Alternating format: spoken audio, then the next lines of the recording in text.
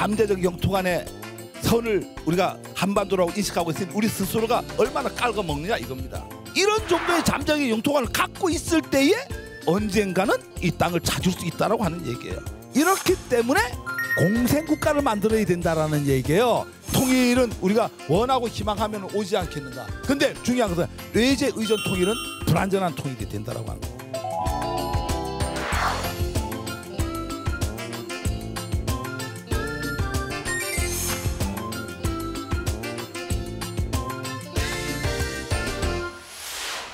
한 국가에서 가장 큰 부동산이 영토입니다. 그래서 저는 영토학을 전공을 했는데 한국 사회의 영토는 한 6가지 정도의 문제점을 안고 있습니다. 여러분들 너무나 잘 알고 있는 찾아야 될 땅이 있죠. 간도하고 대마도. 지켜야 될 땅이 또 있죠. 독도와 이어도. 미래의 우리 영토가 있습니다. 해양 영토. 또 전쟁 이후에 남북이 분단돼서 아직까지 수복하지 못하고 통일되지 못한 북한 토지가 있습니다. 이 6가지 영토는 대한민국 사회에 엄청난 문제점으로 있고 이걸 어떻게 해결하느냐라고 하는 부분을 주로 연구를 하고 있습니다.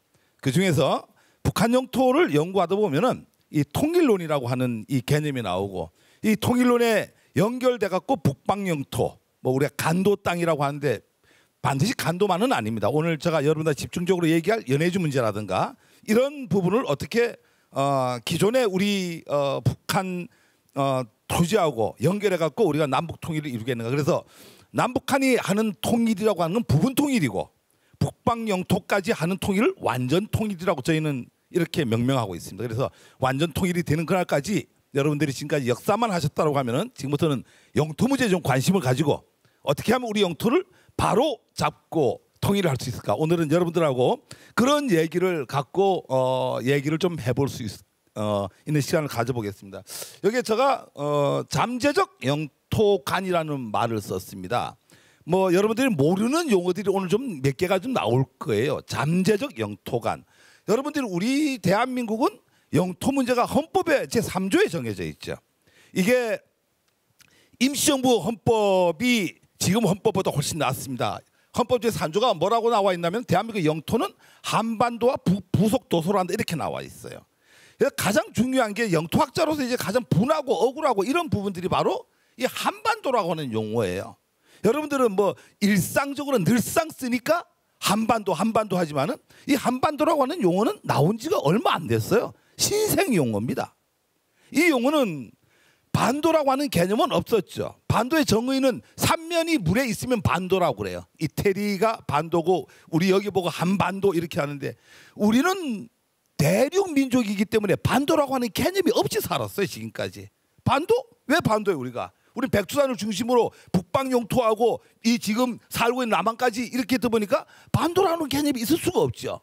일본이 바닷가에서 바라보니까 뭐예요? 이렇게 저쪽 대륙에서 돌출되어 있다 보니까 조선반도라는 말을 처음 쓰게 되죠.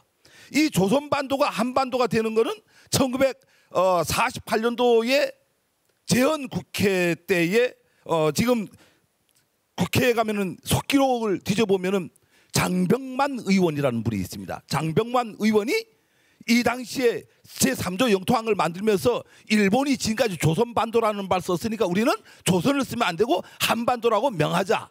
이렇게 해갖고 오늘날 이 한반도라고 하는 용어를 쓰고 있습니다. 그래서 우리는 의식적으로라도 반도 국가가 아니기 때문에 우리가 반도 사관이라는 얘기를 너무 많이 들어봤을 거예요.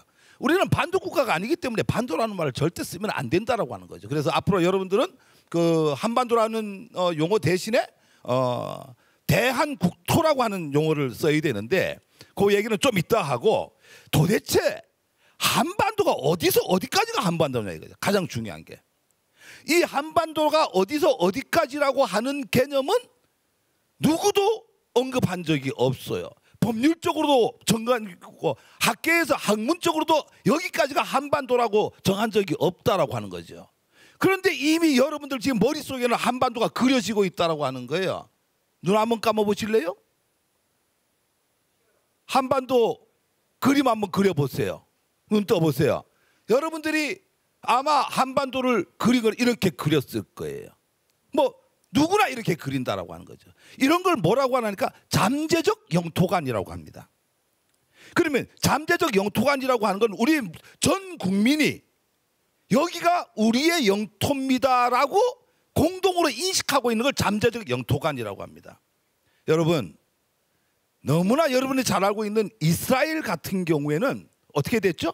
1800년 만에 자기 나라를 다시 찾았습니다. 그 사람들이 나라를 찾을 수 있었던 거는 아주 특별한 경우가 아니에요. 너무나 당연합니다. 그분들이 믿는 유대인의 역사책이 뭐예요? 구약 성경이잖아요. 구약 성경을 매 주말마다 옆구리에 끼고 기도를 하면서 자기의 역사를 한 주도 안 빼놓고 역사하고 함께 살아가는 1800년 동안, 지금 이 순간에도. 그러니 그 속에 있던 잠재적 역사관에 의한 잠재적 영토관이 발동을 하니까 1800년만이라도 자기네 나라 땅을 찾을 수 있다고 하는 거죠. 역으로 생각해 봅시다. 여러분들이 지금 알고 있는 잠재적 영토관이 이거라고 하면은 우리는 이 땅 이외에는 찾을 수가 없겠죠. 그런데 중요한 것은 여러분들은 지금 다 식민사관에 젖어 있다라고 하는 부분이 가장 중요합니다. 다 여러분들 뭐 민족사 얘기하면서 나는 식민사관하고 전혀 관계없어 이렇게 얘기하죠. 지도를 이렇게 인식하고 있다는 자체가 이미 여러분들 식민사관에 젖어 있는 거예요. 지금 이 압록강 두만강 선이라고 하죠. 이 압록강 두만강 선이라고 하는 개념을 학문적으로 얘기하면은 정확하게 표현하면 간도 협약선입니다. 간도 협약 누가 만들었어요? 우리 의지와 상관없이 일본이 청나라하고 맺은 거죠. 그때 결정지가 만들어진 선이 바로 이 선입니다.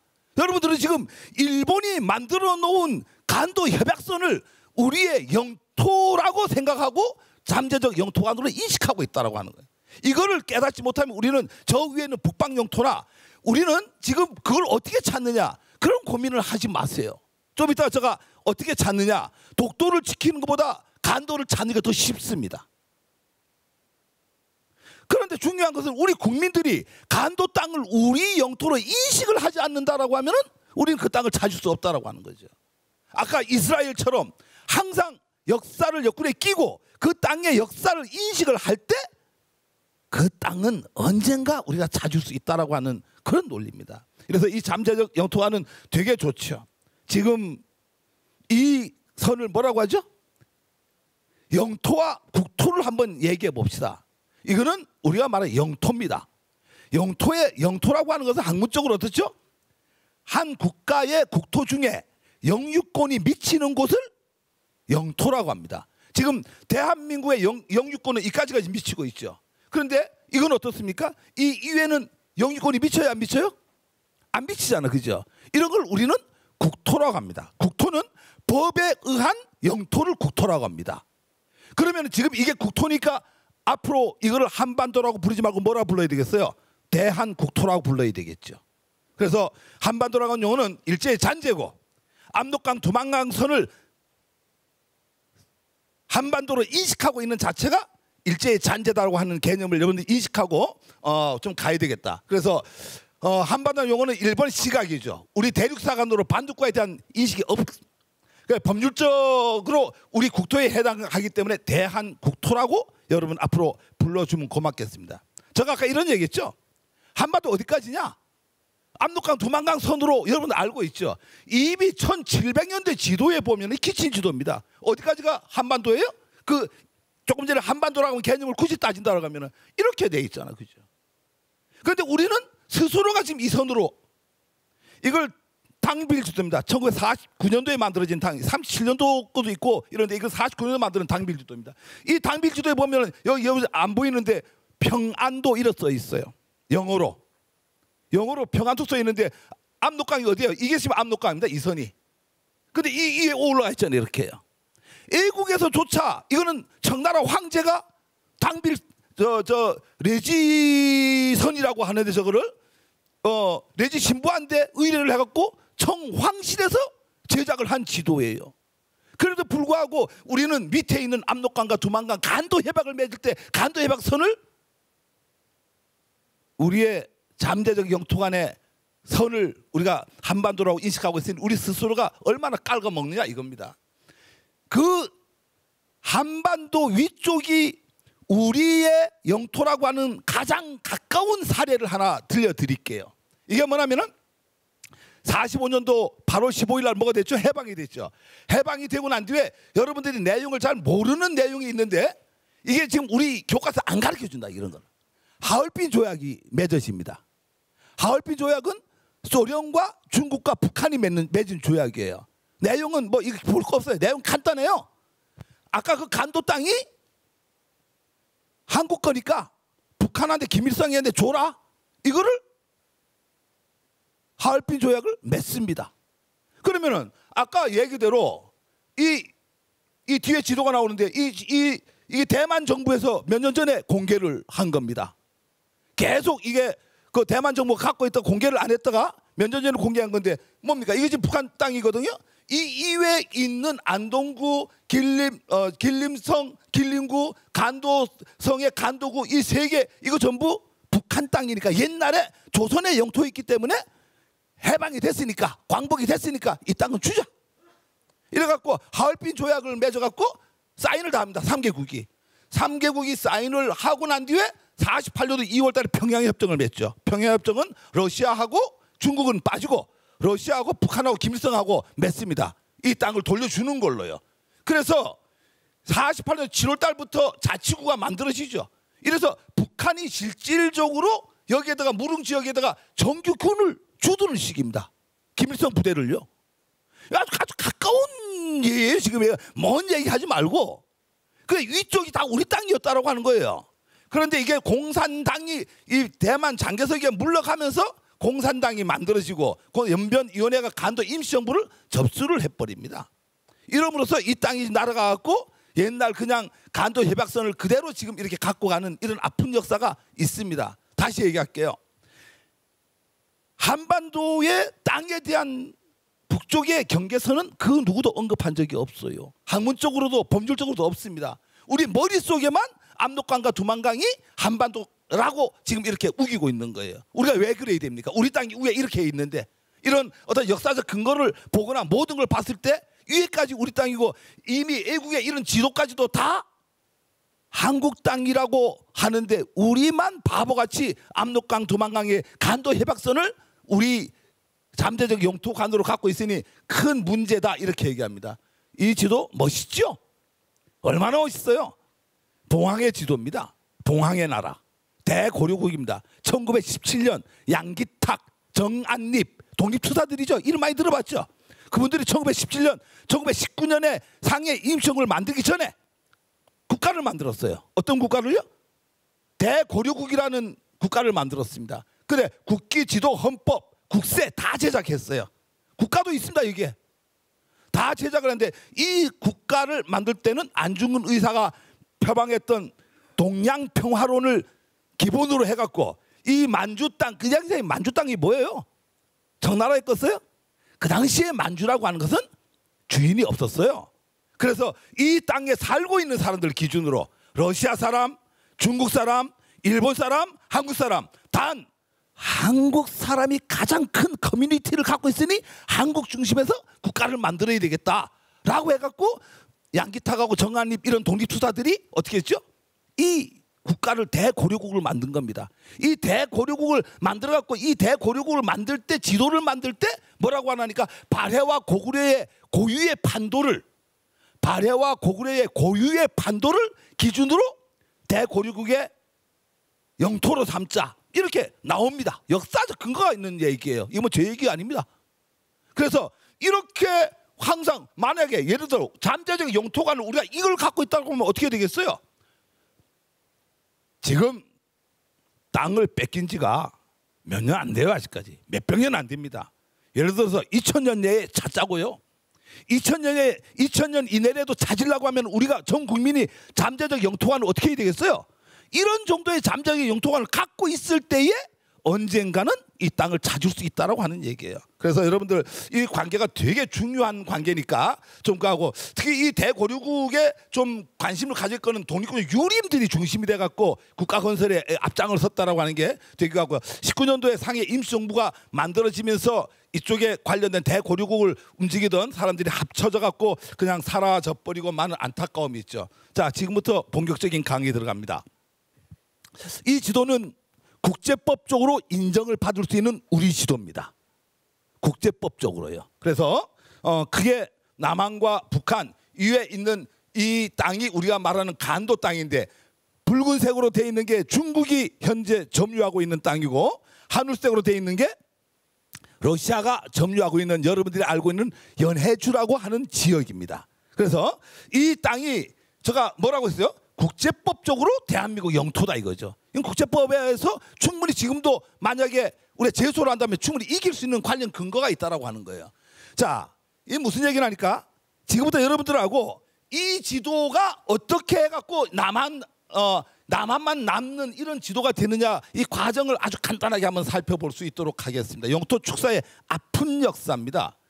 이 통일 대한민국 전도, 우리가 지금 현재 잠재적 영토만 말고 국제법으로 재판하고 찾을 수 있는 영토가 이까지입니다.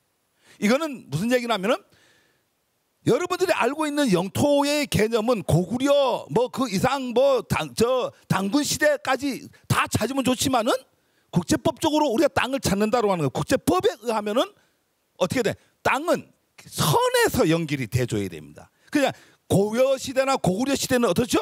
선의 개념이 아닌 공간적 개념이었죠, 그때는. 그래서 이 공간적 개념이기 때문에 국제법적으로 찾을 수가 없어요.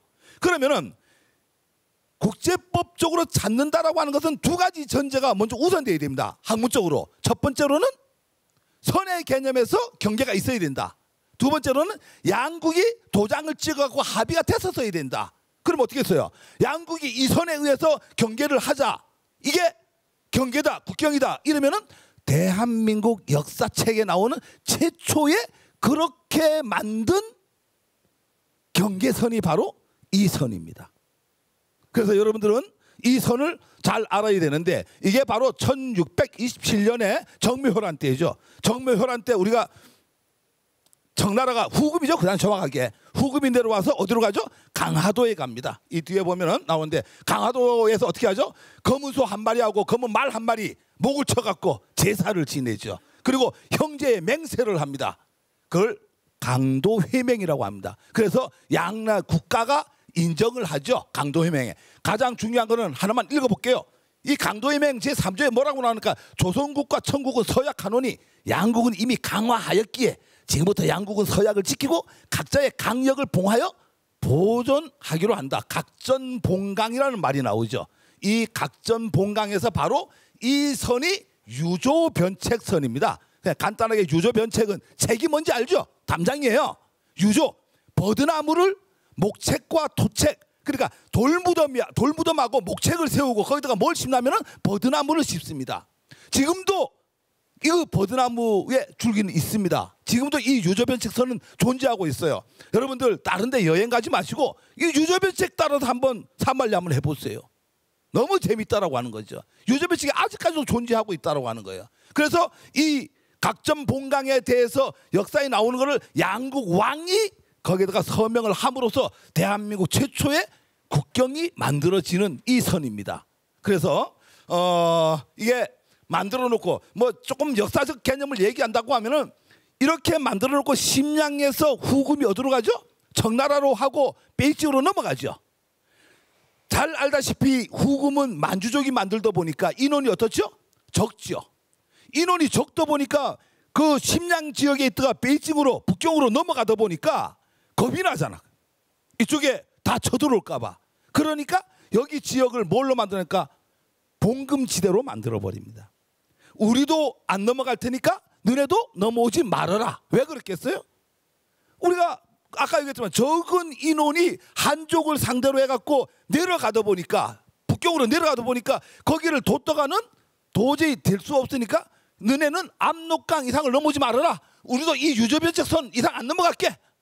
이렇게 해갖고 이 지역이 154년간 봉금지대로, 누구도 양국에서 안 들어가는 봉금지대로 남게 됩니다. 이 봉금지대, 근데 아까 유조변책 선해갖고 조선과 후금의 국경이 만드는 구계하고 신계가 있어요. 이 얘기 설명하려면 너무 좀 복잡한 얘기니까, 구계하고 신계가 있는데, 신계에서 구계는 동쪽으로 25km가 더 그거 합니다. 그래 역으로 얘기하면 조선이 25kg를 뺏겠다는 얘기예요. 이 유조변책을 만들 때, 국외에서 신계를 다시 만들 때. 그래서 이런 과정을 이렇게 거치는데, 신계가 언제 만들어지니까 병자호란 때 만들어집니다. 병자호란 뭐 너무나 잘 아시니까요. 얼마 전에 영화도 있었고요. 그 과정 속에서 국외로부터 25km 동쪽으로 이동해갖고 다시 신계가 만들어지니까 결국은 우리는 25km라는 땅을 이 당시에 한번 뺏겼습니다. 이런 아픈 역사가 첫 번째 있는데요. 이 지도를 보면 잘 압니다. 이게 황조직성지여전도, 이게 앞에 황자가 들어가면 무조건 어디서 만든 지도예요? 황실에서 만든 지도예요. 이 황실에서 만든 이 지도가 언제 발견이 되죠? 한 10년도 안 됐습니다. 이 지도가 발견된 지. 미 의회에서 발견이 되죠. 그 미 국회 도서관에서 발견이 되는데, 여기 보면은 지금 이 선이 뭐예요? 지금 이 선이, 빨간 선이 유조변책선입니다. 유조변책선에 여기 뭐라고 써 있어요? 조선이라고 써 있어요. 그러니까 유조변책선이 이미 그 당시에 양국 나라가 청나라하고 후금하고 왕이 도장을 찍고 선으로서 각전봉강하자라고 하고, 그렇게 하고 지도를 이렇게 그려갖고, 이 땅은 무슨 얘기냐니까 이쪽 안쪽만 우리가 관리하는 땅이다라고 청나라 스스로가 그 당시에 인정을 했던 지도라고 하는 거죠. 그래서 여러분들이 많이 아는 얘기가 백두산 정계비를 많이 알고 있죠. 백두산 정계비 많이 안다고 서희, 압록, 동이, 토문 이거 많이 안다고 막 자랑하는데, 저는 백두산 정계비 갖고 떠드는 사람, 개거품 무는 사람 보면 제일 미워요. 우리 뭐 갖고 개거품 물어야 돼요? 유조변책선 갖고 개거품을 물어야 돼요. 이렇게 해갖고 이 백두산 정계비가 왜 설치가 되냐면은, 아까 봉금지대를 154년간 있어야죠. 유조변책선에 우리 안 넘을 테니 압록강 넘지 마 이랬는데, 우리는 넘죠. 거기를. 미 이만지 사건이 발생이 됩니다. 이만지 사건이 뭐냐니까, 그 당시에 뭐 154년간 거기에 텅텅 비어 있었으니까 얼마나 좋겠어요. 산삼을 캐면은 몇 년짜리예요? 154년 산 아니에요. 그냥 캐면은 154년 산이니까 그 당시에 봉금지대에서 나온 산삼이 최고의 인기였습니다. 우리나라 사람들 막 들어가죠. 개간을 막 해버립니다. 중국이 청나라 사람 들어오거든요. 낫으로 5사람을 베버립니다. 그 이만지 사건입니다. 그래서 청나라에서 큰일 났거든요. 이만지 사건이 발생이 돼서 큰일 나니까 강희제가 어떻게 하죠? 청의 근본적인 국정 문제를 다시 재정립해라. 이래갖고 유조변책선이 무너지면서 바로 백두산 정계비를 만들죠. 여러분들이 알고 있는 백두산 정계비 뭐예요? 서희, 압록, 동이, 토문이죠. 서쪽으로 여기 백두산입니다. 정계비를 서쪽으로 압록, 동쪽으로 토문. 그래, 걔네들이 얘기하는 이거 두만강을 얘기하죠. 우리 토문 이거죠.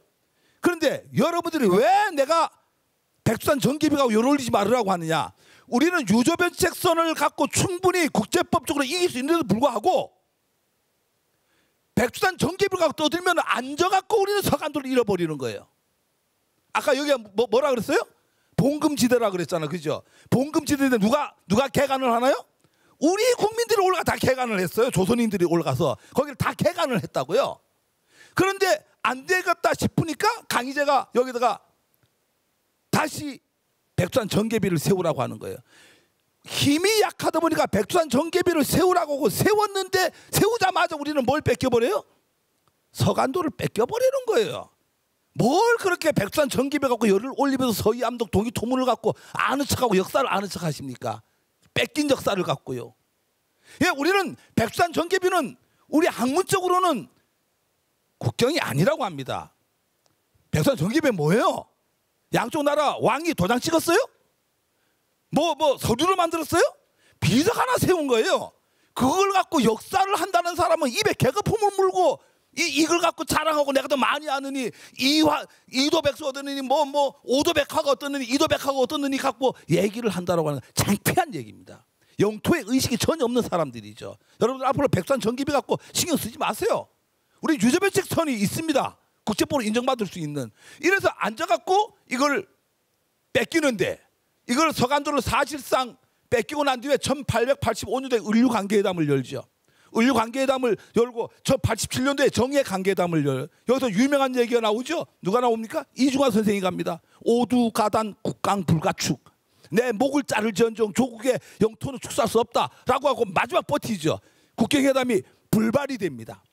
불발이 되고 각자 갑니다. 저쪽은 북경으로 가고 우리는 한양으로 돌아옵니다. 돌아왔는데 원세계가 다시 3차 회담을 하자고 다시 우리한테 오파를 줍니다. 그래서 제일 처음에 안 하겠다라고 뻗치다가 그래 한번 해보자 라고 결정을 지었는데 그 회담은 안 열립니다. 왜? 간도 협약이 그 이후에 바로 이루어졌어요. 그래서 아직까지 3차 감개회담은 어떻다고요? 진행 중입니다. 지금도. 그래서 이 영토에 관련된 것은 아까 얘기했던 내 목을 자른 지언정 조국의 영토는 강토는 축소할 수 없다라고 하는 이 부분에 대해서 우리가 깊이 한번 인식할 필요가 있죠. 이 당시의 구한말의 상황입니다. 이 당시의 구한말이라고 하는 것은 우리 주변을 둘러싸고 대한국토를 둘러싸고 양쪽에는 일본은 메이지 유신이 한참 일어나고 있고 청나라는 뭐죠? 양무운동입니다. 양무운동이나 메이지 유신이나 똑같은 개념이에요. 뭐죠? 기존의 거를 다 타파하고 개혁을 이루어갖고 서구의 발전된 문물을 받아들이는 걸 양쪽 나라 다 하고 우리 대한국토만 그대로 있습니다. 여기서부터 이제 다른 영토 문제가 다시 발생이 되죠. 그래서 중국의 양무운동 근대화 과정이죠. 이게 네르신스크 국경 획정 조약에 의해 갖고 이미 중국과 러시아는 일정 선에 이 선으로 해갖고 국경이 만들어졌습니다. 결론 얘기할게요. 이거 얘기하려면 다 너무 길거든요. 베이징 조약이 체결이 이루어지는데 여기서 중요한 것은 이렇죠. 아이윤 조약하고 북경 조약이 맺어짐으로써 우리가 뭘 뺏기죠? 연해주를 뺏겨버립니다. 한마디로 말해서 뭐 어렵게 얘기할 필요가 없어요. 영국이 쳐들어옵니다. 어디? 청나라를. 영국이 청나라 쳐들어와 갖고 아편 전쟁을 일으키죠. 여러분들이 알고 있는 아편 전쟁을 일으키니까 그걸 누가 중재를 하죠?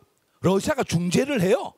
중재한 대가로서 우리 땅인 이거를 지네가 인심을 쓴 거예요.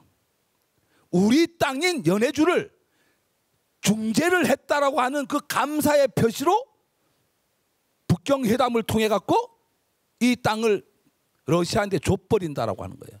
결론 뭐예요? 우리 의지하고 전혀 상관없이 우리하고 상의도 없이 우리 땅을 러시아가 북경에다가 중국이 청나라가 이 땅을 줘버리고 만다라고 하는 거죠. 이 양무운동을 통해 갖고 이는 근대화 정책에 의해 갖고 이미 모든 체계 법 체계를 갖추고 어떻게 해야지 조국이 근대화 된다는 건 중국은 이미 알고 있었습니다. 신식 군대가 이미 때 들어오죠.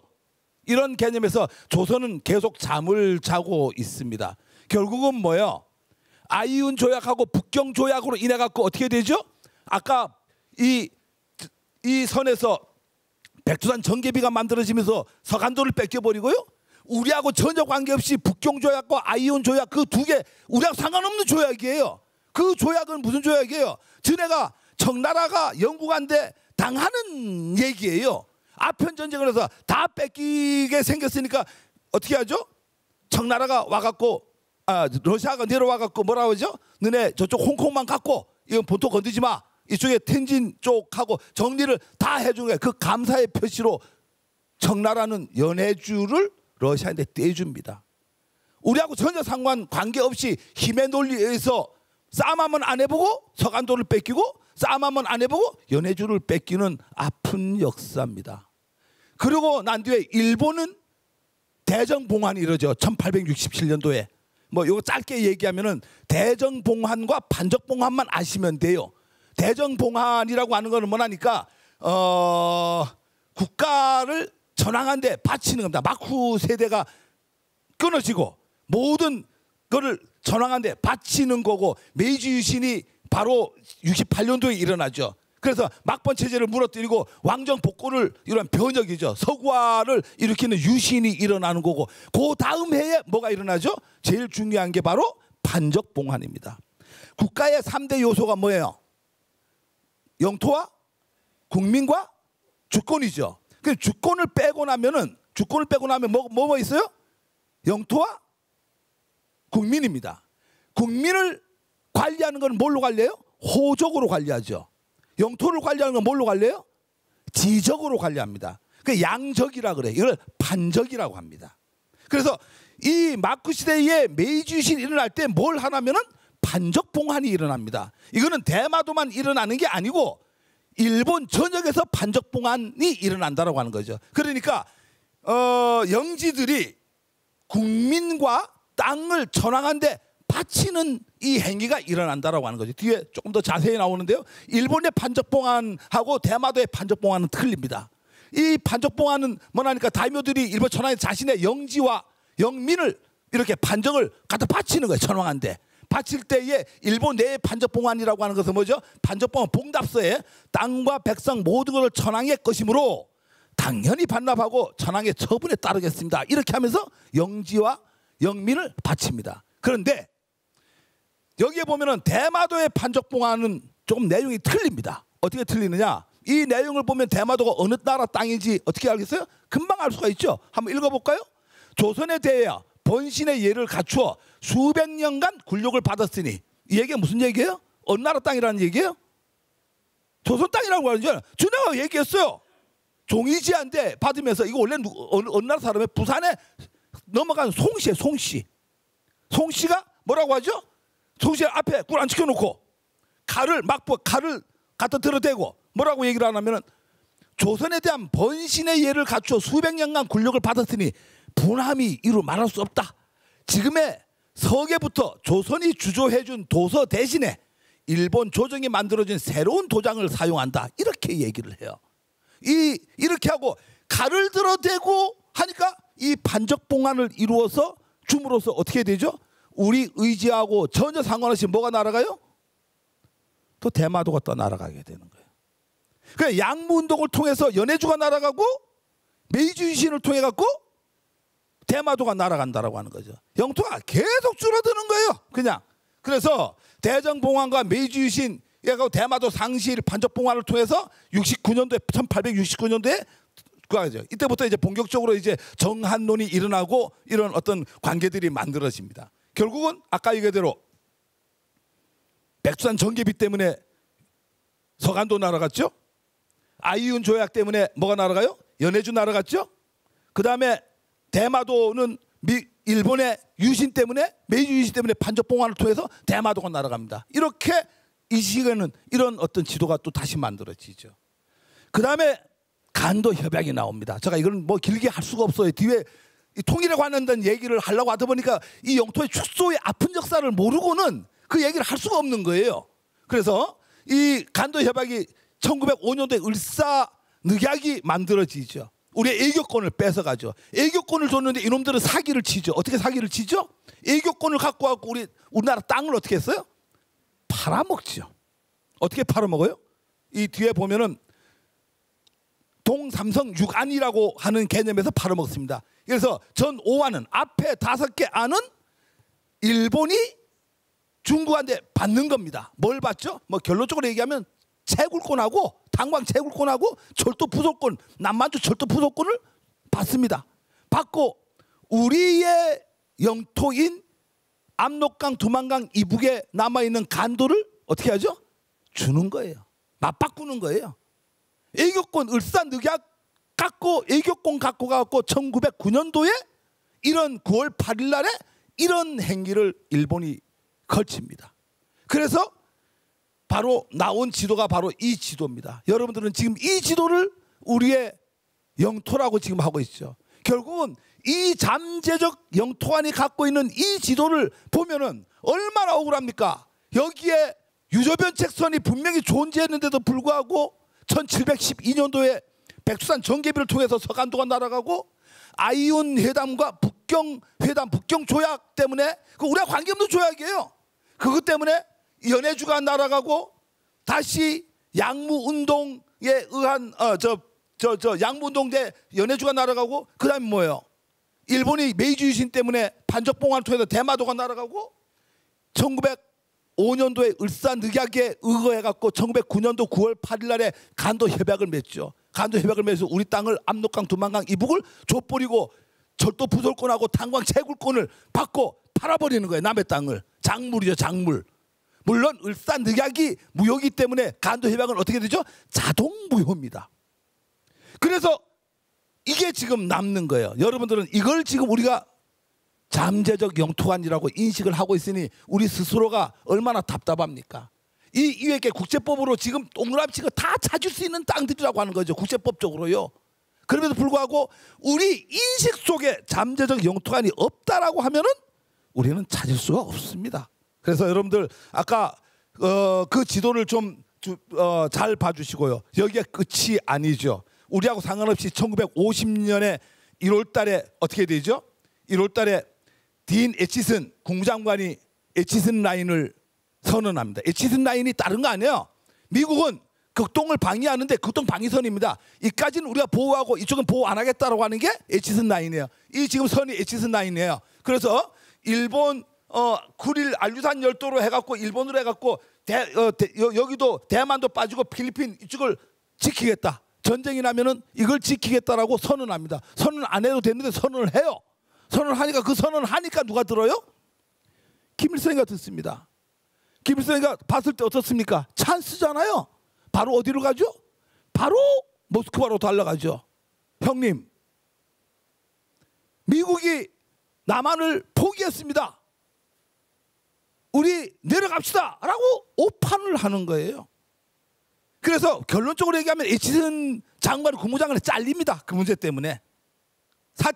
이 문제 때문에 책임지고 사퇴를 하게 되는데, 어쨌거나 한 장관이 한 정책을 이렇게 씀으로써 극동 방위선을 만들므로써 뭐 이런 쪽이 있는데, 이때 우리 상황이 어떻습니까? 미군이 철수를 하죠. 미군이 철수를, 그냥 고문단만 남겨놓고 미군이 다 철수를 합니다. 그러니까 이미 이 당시에 미국은 한반도를 포기를 하고 철수를 하고 고문단만 남겨놓고 가갖고 바로 애치슨 라인을 발표를 합니다. 발표를 하니까 당연히 김일성은 오판하죠. 그러니까 스탈린을 찾아가갖고 내려갑시다라고 얘기를 하는 거예요. 그래서 발생된 전쟁이 한국전쟁입니다. 그래서 한국전쟁이 일어나니까 또 뭐가 날아갔어요? 이게 또 날아갔어요. 유조변책에서 이 서간도 앞에 유조변책에서 이까지 1953년까지 오는데 320년 걸렸습니다. 우리는 320년 동안에 가장 중요한 게 전쟁하면 안 하고 싸움하면 안 하고 저항하면 안 하고 이 땅이 320년 만에 지금 이 땅이 이렇게 됐다고 하는 거예요. 정확하게 326년인가 5년 이렇게 되는데요. 1627년에서 1953년에 일어난 일입니다. 320몇 년 만에 이렇게 땅이 축소가 되는데, 조금 전에 제가 얘기했듯이 전쟁도 한번 해본 적이 없고 우리 의지하고 협약도 한번 해본 적이 없고 저항도 한번 해본 적이 없고 한번 그 문제를 갖고 따져본 적도 없어요. 그렇게 하고 지금 이 땅이 지금 이렇게 지금 축소가 됐습니다. 우리가 영토 문제를 보다 깊이 생각하지 않으면은 앞으로 이 남아있는 것조차도, 제가 요즘 가장 기도하고 가장 관심 갖는 게 남남 갈등이에요. 제가 봤을 때 이 땅조차도 다시 또 동서로 또 갈라지지 않겠는가. 저 전라민국 만들어지고 경상민국 만들어지고 이쪽에 남아있는 백제민국 아닌가, 그 강원도하고 충청도하고 뭐 강원도 이렇게 3개국으로 다시 쪼개지지 않는가. 이 지금 현재 시국을 보면은 그런 어떤 아픔이 있다라고 하는 거죠. 그래서 우리가 남남 갈등을 어떻게 치유할 것인가, 이런 문제들을, 이런 아픈 역사를 좀 보면서 역사에서 뭘 배워갖고 뭔가 만들어 나가야 되지 않겠는가, 이걸 당부를 드리고 싶어요. 제가 지금부터 새로운 강의장으로 넘어갑니다. 제가 지금부터 하는 강의는 대한민국 역사를 얘기하는 겁니다. 진보도 아니고 보수도 아니에요. 대한민국의 정의와 불의를 갖고 얘기를 해야지, 자꾸 저거는 진보다 저는 보수다, 수골통이다, 종북 빨갱이다 이렇게 하면 아무것도 안 된다라고 하는 거예요. 역사에 나와 있는 얘기를, 근대에 관련된 부분을 조금 더 얘기를 하겠습니다. 샌프란시스코 조약입니다. 이 샌프란시스코 조약은 뭐예요? 한마디로 표현하면 샌프란시스코 조약을 정의를 하게 되면은 2차 세계대전이 끝나고 일본이 식민지로 삼았던 나라에 대해서 일본이 식민지 땅을 어떻게 해야 된다는 얘기예요? 돌려줘라라고 하는 게 평화조약의 샌프란시스코 강화조약입니다. 이게 샌프란시스코 조약인데, 여기서 샌프란시스코 조약 다 뺏겨요. 여기서 내가 화딱지 나는 얘기를 다시 한번 기회가 된다고 하면 제가 샌프란시스코 조약만 갖고 한두 시간 강의를 해야 돼요. 여기서 이제 바로 뭐가 나오냐면은, 우리는 승전국인데도 불구하고 2차 세계대전에, 승전국이 알고 계시죠? 역사적 관련 자료 근거 다 있어요. 샌프란시스코 조약이라고 하는 것은 승전국만 참여를 하는 조약이에요. 몇 개국이 참여하면 52개국이 참여합니다. 원래 53개국이에요. 어느 나라가 빠져요? 대한민국이 빠집니다. 거기에. 일본의 로비에 의해서 미국이 거절을 하죠. 그래서 우리는 승전국에도 불구하고 참여를 못한 상태에서 52개국이 모여서 샌프란시스코 조약을 만듭니다. 즉 이 조약의 내용은 이겁니다. 일본이 식민지를 하던 영토를 돌려줘라. 돌려주는데 어디까지 돌려주느냐라고 조약을 한 게, 그래, 일본하고 51개국이 사인을 한 게 샌프란시스코 조약이에요. 결국은 세 개 나라가 조약에 참여를 안 하죠. 그래서 48개국이 참여를 합니다. 48대 1로 사인을 하죠. 그게 샌프란시스코 조약이에요. 내가 이 얘기를 왜 하느냐? 이 조약을 만들기 위해서 초안이 12번이 만들어집니다. 1번부터 5번까지 초안은 어떻게 나오냐면은 1번부터 5번까지는 이 일본이 한국에 돌려줘야 될 땅에 독도, 울릉도, 거문도, 제주도 이렇게 나옵니다. 이걸 돌려줘라 이렇게 나와요. 근데 6차 초안을 미국이 만듭니다. 혼자 써요. 거기에 독도를 빼버립니다. 빼버리고 울릉도, 거문도, 제주도로 갑니다. 신사나라 영국이 화딱지를 냅니다. 영국과 뉴질랜드와 호주가 왜 5차 초안까지 독도가 포함되어 있는데 왜 빼버리냐? 우리가 7차 초안을 다시 만들겠다라고 7차 초안을 또 만듭니다. 그래서 독도, 울릉도, 거문도, 제주도 이렇게 뺍니다. 미국이 다시 8차 초안을 만듭니다. 지금부터 만드는 초안은 비공개다. 비공개로 12차 초안까지 만들어 12차 초안에 도장을 찍습니다. 그 도장을 찍은 게 보면은 울릉도가 어떻게 돼 있어요? 빠져 있습니다. 일본이 왜 지금 국제법에 갖고 가자고 난리를 치느냐? 나름대로 믿는 백이 있겠죠, 그죠? 그게 바로 샌프란시스코 조약입니다. 그걸 갖고 하는데, 근데 여러분 걱정 안 해도 돼요. 요만큼도 걱정 안 해도 돼요. 그건 무슨 얘기냐면은 이 조약의 12차 초안을 마련하는데 이 6차 초안이 만들어질 때가 언제냐면은 1950년 12월 달입니다. 12월 12일 날인가 아마 6차 초안이 발표가 나는 날이에요. 대한민국 어떤 상황이에요? 한국전쟁 시기였어요. 한국전쟁 시기에 일본의 고문이 뭐라고 하죠? 미국에 로비를 합니다. 러일 전쟁 때에 일본이 러시아를 어떻게 이겼느냐? 울릉도와 독도 때문에 이겼다. 만약에 지금 한국 전선이 위험한데, 그때 우리가 막 밀려 내려올 때잖아, 그죠? 한국 전선이 위험한데 만약에 대한국토가 공산화가 된다면은 어떻게 하겠느냐? 중국과 러시아를 견제하기 위해서 독도를 일본 땅으로 만들어내야 되지 않겠는가? 시볼트라고 하는 고문입니다. 이름도 거지 같죠? 시볼트 고문이 이 땅은 일본에다가 두면은 한국이 설사 전쟁에 져서 공산화가 되더라고 하더라도 이 땅은 미국에서 독도를 운용할 수 있다. 군사 기지로 활용할 수 있다. 이렇게 미국을 설득을 해갖고 6차 초안에서 빠지는 거예요. 그러면 큰일 났다고 하는데 큰일 날 거 하나도 없습니다. 여기 보면은 1940년에 1월 29일 날에 스카프 제677호가 있어요. 이거는 뭐랍니까? 연합군 사령관의 지령입니다. 이 지령은 뭐라니까? 지금부터 일본이 식민지로 하던 모든 행위를 중단하고 여기 이상은 일본의 행정 관할이 미치지 않으니까 더 이상 들어가지 마라고 하는 게 스카프 677호예요. 여기에 보면 어떻게 나오냐면은 독도가 포함이 됩니다. 그럼에도 불구하고 일본 어선들이 들어왔다가 유엔한테 제재를 받죠. 연합군한테. 역사적 근거가 다 있다라고 하는 거죠. 그런데 아까 내가 고민을 안 해도 됩니다라고 하는 얘기가 무슨 얘기예요? 지금 여기 나와 있지 않는데요. 국제법에 이렇게 나와 있어요. 제네바 협정 32조가 있습니다. 제네바 협정 32조는 우리한테는 아주 엄청난, 일본도 가입돼 있고 우리도 가입돼 있는 제네바 협정이에요. 32조에는 어떻게 되어 있냐니까 국제법에서 만약에 국제법에서 해석에 서로 문제가 있다라고 하면은 그 준비 서면에 의한다 이렇게 나와요. 그러면 우리가 샌프란시스코 조약을 맺을 때 준비 서면이 있을 거 아니겠어요? 서로 합의를 해갖고 조약을 맺습니다.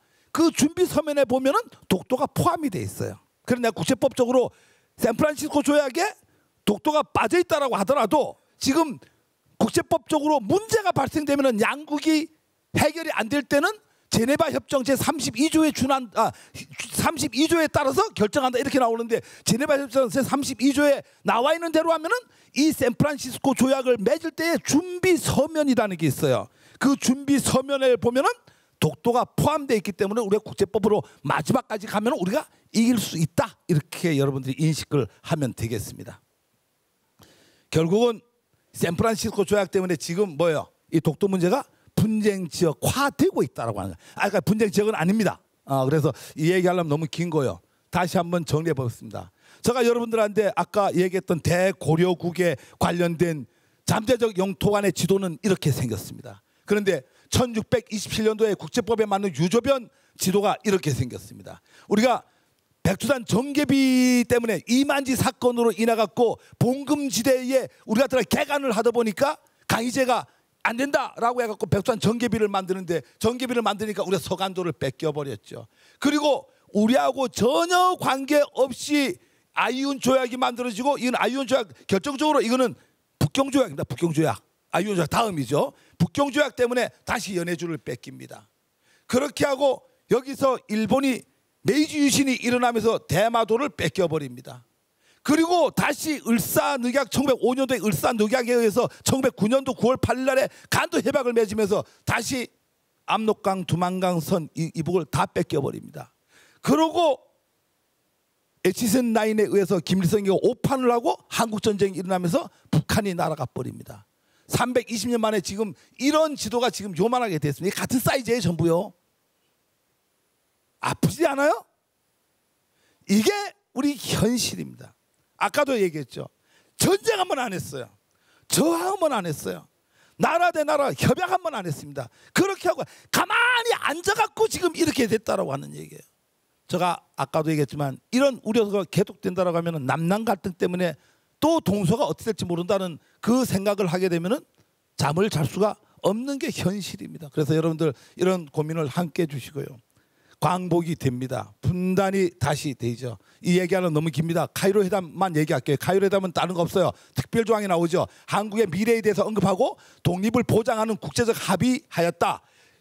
어떻게 합의했냐면 카이로 조약 이것만 하면 됩니다. 현재 한국의 노예 상태 아래 놓여 있음을 유의하고 앞으로 적절한 절차에 따라 한국을 자유와 독립을 보장해야 된다. 이게 카이로 조약이에요. 카이로 회담에서 결정이 난 걸로 본다라고 하면 우리는 어떻게 돼요? 독립이 돼야죠. 독립이 돼야 되는데 어떤 아픔이 있습니까? 보세요.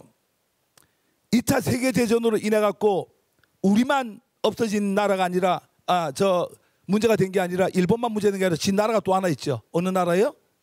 독일이죠. 독일이 전쟁에 졌어요. 독일이 갈라졌죠. 일본이 전쟁에 졌어요. 어느 나라가 갈라져야 돼요? 그런데 왜 우리가 갈라졌어요? 생각을 하고 살아야 돼. 우리가 2차 세계대전에서 독일이 전쟁에 졌으면 독일이 갈라졌단 말이에요. 동서독으로. 당연히 거기에 상응하는 나라가 일본이면은 일본이 전쟁에 졌으면 일본이 갈라져야죠. 그런데 일본은 그대로 있고 우리 대한국토가 갈라졌습니다. 이 과정은 우리가 잊으면 안 돼요. 이 과정을 우리가 인식하고 있어야 돼요. 왜 이래 됐는가? 간단하게 보면요, 전혀 그런 게 없는 게 아니라 처음에 1945년 7월 달이죠. 8월 15일 날 전쟁에 벌써 원폭 투하한다라고 결정 내리고 7월 달에 OPD 미 육군 작전국에서 불안을 만듭니다. 그때는 우리 한국이 일본의 식민지였다라고 하는 걸 인식을 하고 여기 일본하고 우리 대한국토, 여러분 알고 한반도하고 합쳐갖고 4개국이 승전국 4개국이 결정을 짓고 8월 16일 날에 종전과 함께 미국이 JWPC 합동전쟁기획위원회 되게 중요한 기구입니다. 여기서 일본 한반도 불알 점령 계획안을 작성을 합니다. 일본은 독일과 전범 국가로서 책임을 묻기 위해서 이렇게 결정을 짓습니다. 그럼 이렇게 되죠, 그죠? 이렇게 안 됩니다. 그 이전에 내부적으로는 이런 지도도 있어요. 근데 아까 이 지도는 제가 그린 지도가 아니고 미 국립보관소에 보관하다가 일본 분할 통치안이 아까 보관소에 있던 거를 갖고 나온 지 얼마 안 돼요. 따끈따끈한 겁니다. 지금 한 10년도 안 됩니다. 이 지도가 나온 지가, 세상 밖으로 나온 지가요. 그렇게 하고 난 뒤에 이렇게 4개로 분할하는 안도 그 당시에 있었습니다. 그럼에도 불구하고 이 당시에는 냉전주의가 형성이 되고 이 복잡한 과정들이 있죠. 러시아가 늦게 전쟁에 참여를 하고 뭐 이런 복잡한 과정인데 다 이 얘기하려면 이 얘기 갖고 한두 시간 더 가잖아, 그죠? 그러니까 인터넷 찾아보면 충분히 알 수 있는 내용이고요. 그래갖고 결국은 어떻게 되냐면은 남북이 갈리게 되는데, 참 여기서 한국의 안타까움은 루즈벨트의 죽음입니다. 루즈벨트가 1년만 더 살았더라고 하면 어떻게 됐죠? 동서독을 분할해야 된다라는 게 누구예요? 동서독을 루즈벨트 대통령이 만든 거예요. 근데 루즈벨트가 4월 달에 죽습니다. 4월 달에 죽고 누가 이어받죠? 트루먼이 부통령이다가, 이 트루먼은 외교를 전혀 몰라요. 국제정도 전혀 몰라요. 그냥 부통령이었어요. 아무것도 아닌. 국제정도 전혀 모르는 부통령이, 이 트루먼이 들어가면서 결국은 결정을 지어갖고 남북이 분단이 됩니다. 여기서 이 얘기를 하려면 너무 길이가, 이거는 뭐 중요한 부분이 아니기 때문에 뭐 아까 여기 18일 날도 삼부조정위원회에서 한반도 분할 점령안을 제시를 여기서 하게 됩니다. 제시를 하게 되고 이걸 누가 받죠? 소련이 그 제안을 받아들입니다. 여기 뒤에는 이 얘기하려면 너무 긴 얘기인데요. 이 뒤에 한 가지만 알고 계시면 돼요. 이 뒤에 누가 있었어요? 이 뒤에도 시볼트가 있습니다. 시볼트가 어떻게 해요? 일본에다가 미국의 단독 기지를 줄 테니까, 오키나와예요. 그게 바로 오키나와를 줄 테니까 한국을 분할 점령하자, 이렇게 제안을 로비를 합니다. 근데 이 당시에요, 국제법을 보면은, 이 당시에 지형을 보면은요, 오키나와가 일본 땅이에요, 아니에요? 아닙니다. 육구국이에요. 이 일본은 그게 위에 아이누족이 있고 야마토족이 있고 밑에 육구족이 있죠. 육구족이 동경을 가려면은 25년, 한 30년 전까지만 하더라도 뭘 갖고 와야 돼요? 비자를 받아야지 가는 나라예요. 여러분들은 오키나와 이러니까 30년 전에도 같은 일본어 같은 그건지 알았죠? 육구에 있는 사람들이 위에 올라가려면, 동경을 들어가려면 비자를 발급을 받아야 들어갈 수 있어요. 그게 지금 그 제도가 없어진 지가, 독립운동을 하려고 하다 보니까 지금 이제 한 2% 됩니다. 육구가 민족 독립운동을 하려고 하는 그 인구가 지금 서서히 불이 붙고 있어요. 육구족도요. 아이누족은 그대로 있는데 밑에 육구족은 그렇습니다. 왜? 엄청난 차별을 받았거든요. 그러다 보니까 독립을 하자라고 지금도 하고 있죠. 그런 어떤 개념에서 나오는 거고요. 이 38선이 결국은 또 만들어지면서 우리는 엄청난 분단의, 정치적 분단이 돼갖고 아픔을 이렇게 겪게 됩니다. 한반도 정세 보겠습니다.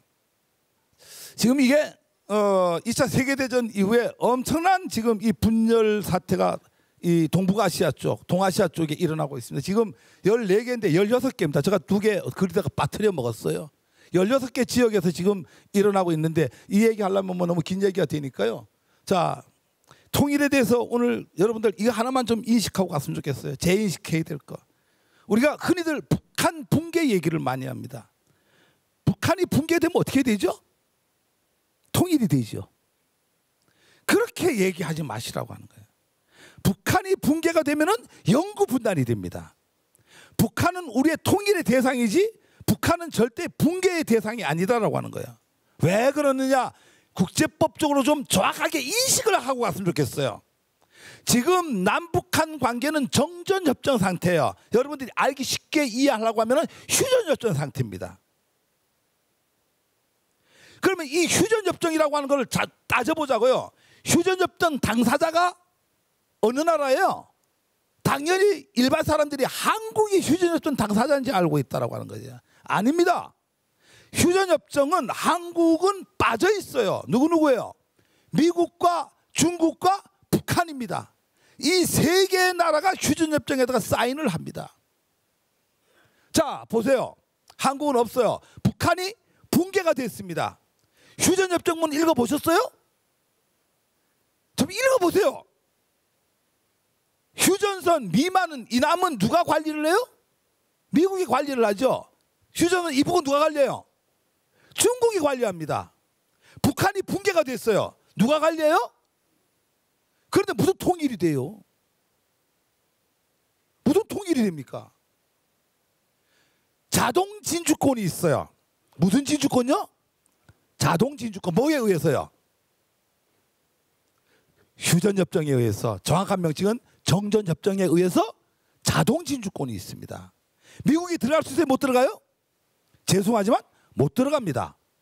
이래서 여러분들이 이 대한민국과 무관한 지금 정전협정이에요. 그래서 많은 단체에서 정전협정을 폐기해야 된다라고 얘기하는 거예요. 뭘로? 정전협정을 평화협정으로. 그런데 또 일부 또 그 극우에 있는 사람들은 난리치죠. 평화협정 맺으면 안 된다고. 왜? 1967년도인가 김일성이가 평화협정을 맺자라고 해요. 뭐라고 얘기를 하냐면은 그 평화협정 맺는데 미군 철수가 우선시 돼야 된다. 이렇게 하고 평화협정 맺자라고 합니다. 그러니 당연히 그 당시에는 핵은 없고 미군이 철수하면은 재래식 무기만 남으니까 동등할 거 아니냐. 미군 철수해라. 그러면 우리 평화협정 맺을게. 이렇게 들어갑니다. 그런데 미국하고 한국이 반대를 하죠, 이거를. 그러니까 지금의 많은 보수주의라고 하는 사람들이 평화협정 얘기를 하면은 미군 철수가 우선시 되기 때문에 안 된다라고 얘기를 해요. 그런데 지금의 이 평화협정은, 그때 나온 평화협정은 북미 평화협정입니다. 지금 저희가 얘기하는 것은 북미 평화협정이 아니라 사자 평화협정입니다. 전쟁 당사국인 북한과 남한, 중국과 미국, 이 사자가 평화협정을 맺어야 된다라고 얘기를 하는 거예요. 그래서 미군 철수 이런 문제가 아니다라고 하는 거예요. 그래서 북한이 붕괴가 됐을 때에 중국은 자동 진주권을 갖고 있고 분할권에 대한 미국과 중국이 사전 시나리오를 합의를 하고 있어요. 지금의 이 문제를 심각하게 받아들여야 됩니다. 그래서 정전협정을 평화협정을 바꿔야 되는 이유인데요. 이게 지금부터 정신 바짝 차리고 좀 봅시다. 대한국토에 대해서, 여러분 알고 있는 한반도에 대해서 미국은 어떤 시각을 갖고 있냐 이거죠. 지금 아까 북한이 붕괴가 됩니다. 북한이 붕괴되면은 제2 휴전선이 필요하다라고 해요. 누가 주장을 하죠? 미국 랜드 연구소의 브루스 베넷 연구원이 주장합니다. 이 랜드 연구소라고 하면 미국 내에서 최고의 엘리트 집단이에요. 최고의 엘리트 집단에서 이런 발표를 합니다. 13년도에 얼마 안 됐어요. 처음에 13년도에 이런 발표를 하죠. 붕괴된다. 붕괴가 되면은 아까 저 뭐라 그랬어요? 누구 땅이 된다고요? 중국이 자동 진주권을 갖고 있어요. 자동으로 내려오니까 중국이 다 가지면 안 되지 않느냐. 그러니까 제2의 휴전선을 미리 만들어 놓자. 이래서 이 선을 이건 지금 올 1월 달에 나온 거예요. 옛날 거는 이 선이 없었죠. 남포 원산선이 없이 3개를 만들었어요. 압록강 두만강에서 50km 내려온 선, 영변 핵시설 바로 밑에 있는 선, 그다음에 원산하고 이게 저 평양하고 뭐 여기 무슨 도시인지 모르겠는데 여기하고 이르는 선 했는데 올 1월 달에 발표된 거는 선을, 남포 원산선을 하나를 더 그렸습니다. 이게 무슨 얘기냐면은 우리가 전쟁이 났을 때 중국은 틀림없이 개입을 한다 이거죠. 개입해서 내려오면은 우리가 올라갔을 때 어디까지 올라갈 수 있는가를 시나리오를 만든 거예요. 그래서 이걸 갖고 사전에 협의를 하고 합의를 합니다. 중국하고. 우리 빼고. 이게 아까 제가 영토 축소의 역사에서 보면 어때요? 우리가 전쟁 안 했죠? 합의 안 했죠? 저항 안 했죠? 지금 우리 빼고 이런 일이 일어나고 있어요. 이게 발각이 된 거예요. 2015년도에 발각이 된 거예요. 발각이 안 됐다라면 지금도 우리는 이 계획을 모르고 앉아 있는 겁니다. 그래서 이런 게 있는데 이거는 더 웃긴 거예요. QDR. 미 국방부가 이건 4년마다 한 번씩 국방백서를 냅니다. QDR에서. 이게 북한 분할 가상도입니다. 만약에 붕괴가 됐을 때에 합의를 중국하고 합의를 해갖고 야, 이 북한이 붕괴가 됐는데 중국 너 다 먹지 마. 같이 먹자. 이게 QDR에서 미 국방부에서 백서에 나온 내용이에요. 백서. 이 백서의 내용이 뭐예요? 중국이 너네가 자동 진주권을 갖고 있으니까 제일 크게 먹어. 그렇게 하고 러시아 연해주하고 연결된 거 떼주고 러시아는 부동항을 찾아서 내려와야 되니까 제가 엊그저께 지금 토요일날인가 금요일날 제가 왔어요. 브라질 보스톡에서. 그래 갔더니까 4월 달인데 아까 얼음이 있어요. 그러니까 이까지 내려오면 얼마나 좋겠어요? 낮은 선문까지 내려오면은. 그리고 여기는 유엔이 먹고 이거는 누가 먹어요? 아니 미국은 그렇다 치고 이게 뭐예요 이게? 그래서 미국하고 일본이 중국, 러시아, 유엔군하고 이 사이를 먹음으로써 완충지대를 만들어야 된다고 하는 게 미 QDR이 주장하는 바예요. 누구하고 협의하고요? 누구하고 협의하고요? 지네끼리요. 미국은 어느 나라 편이에요?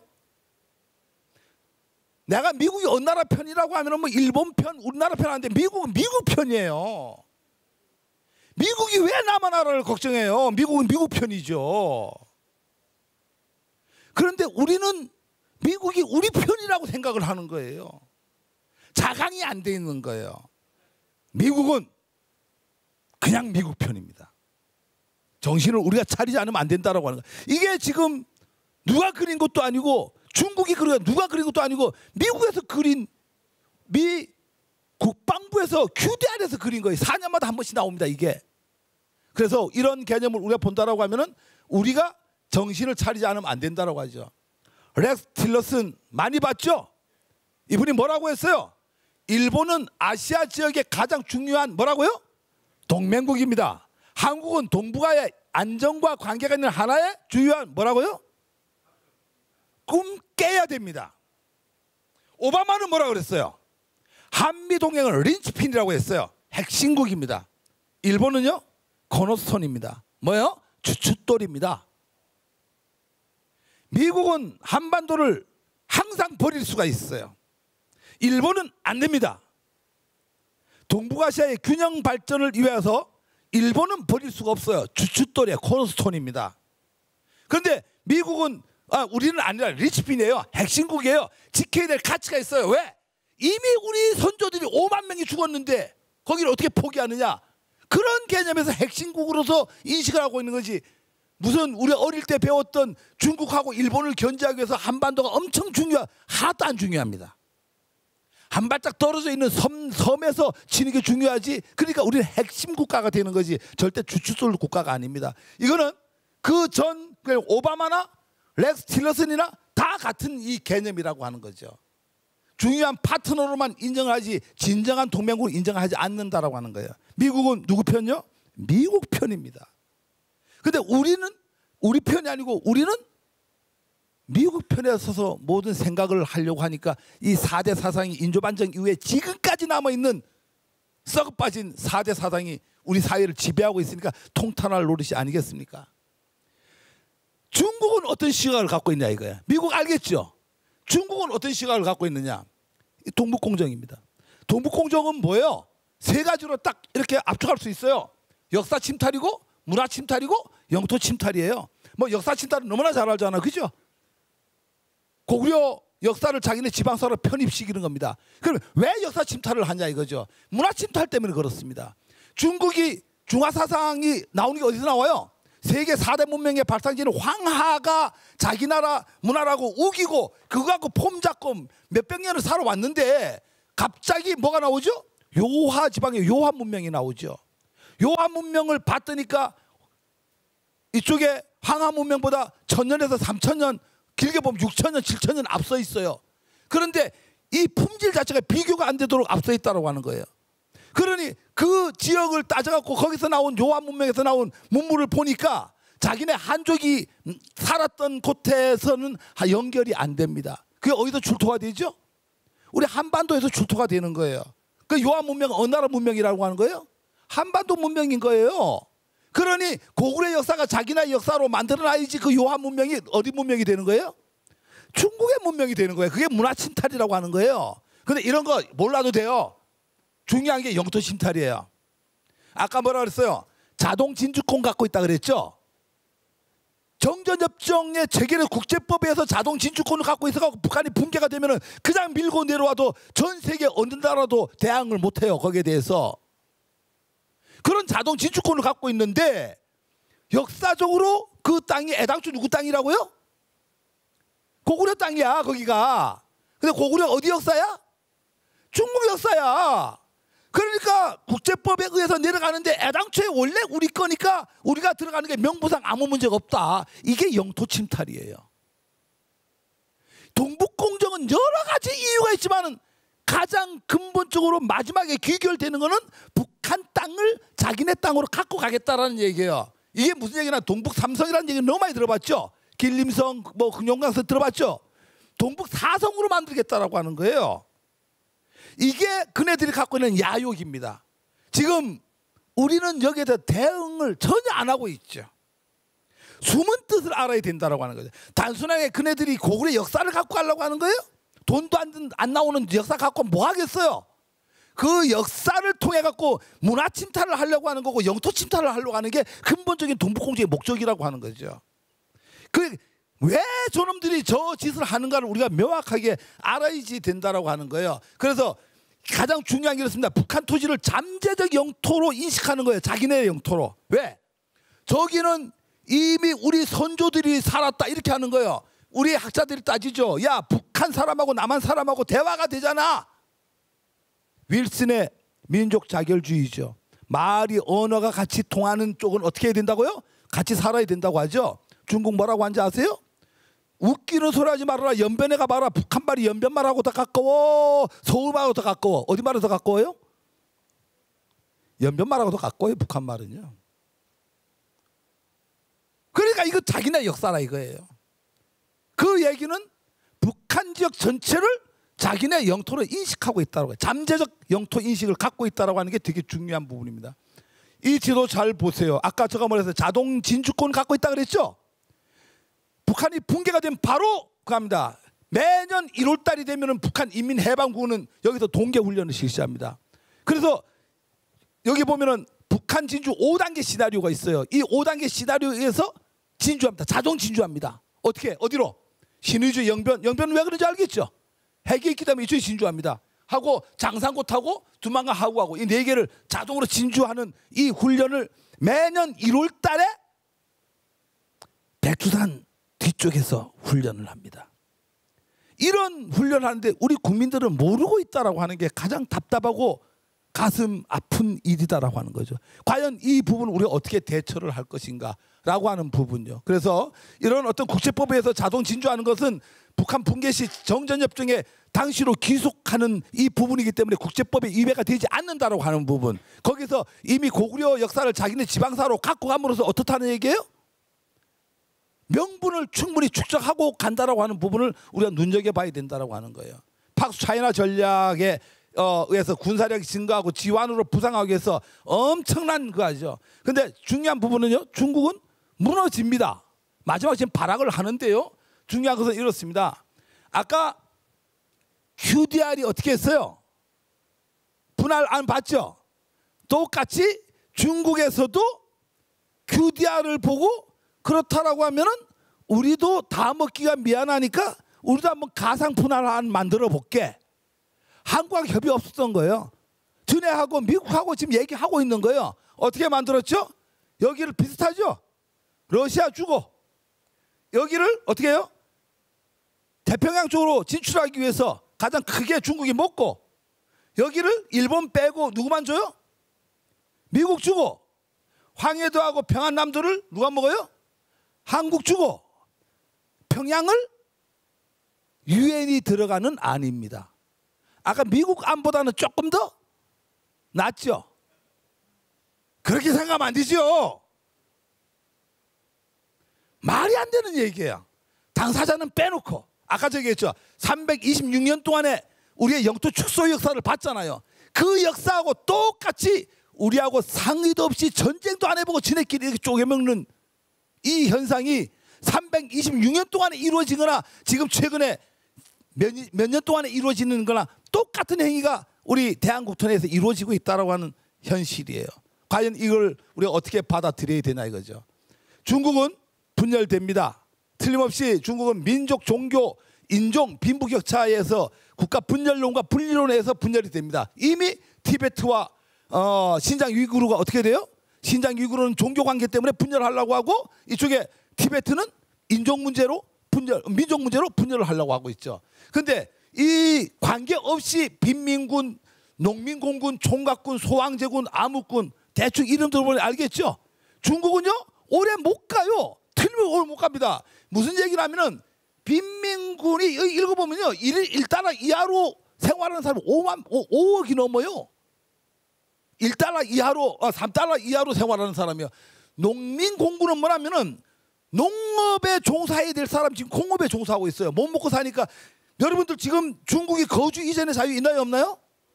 없습니다. 알고 계셔야 돼요. 그러니까 중국에 있는 많은 아이들이 한국에 석박사 과정을 오죠. 왜 오는지 아세요? 북경의 거주권을 따라오는 거예요. 한국에서 석사, 박사 학위를 받으면은 북경에 들어가서 거주해서 거주권을 줍니다.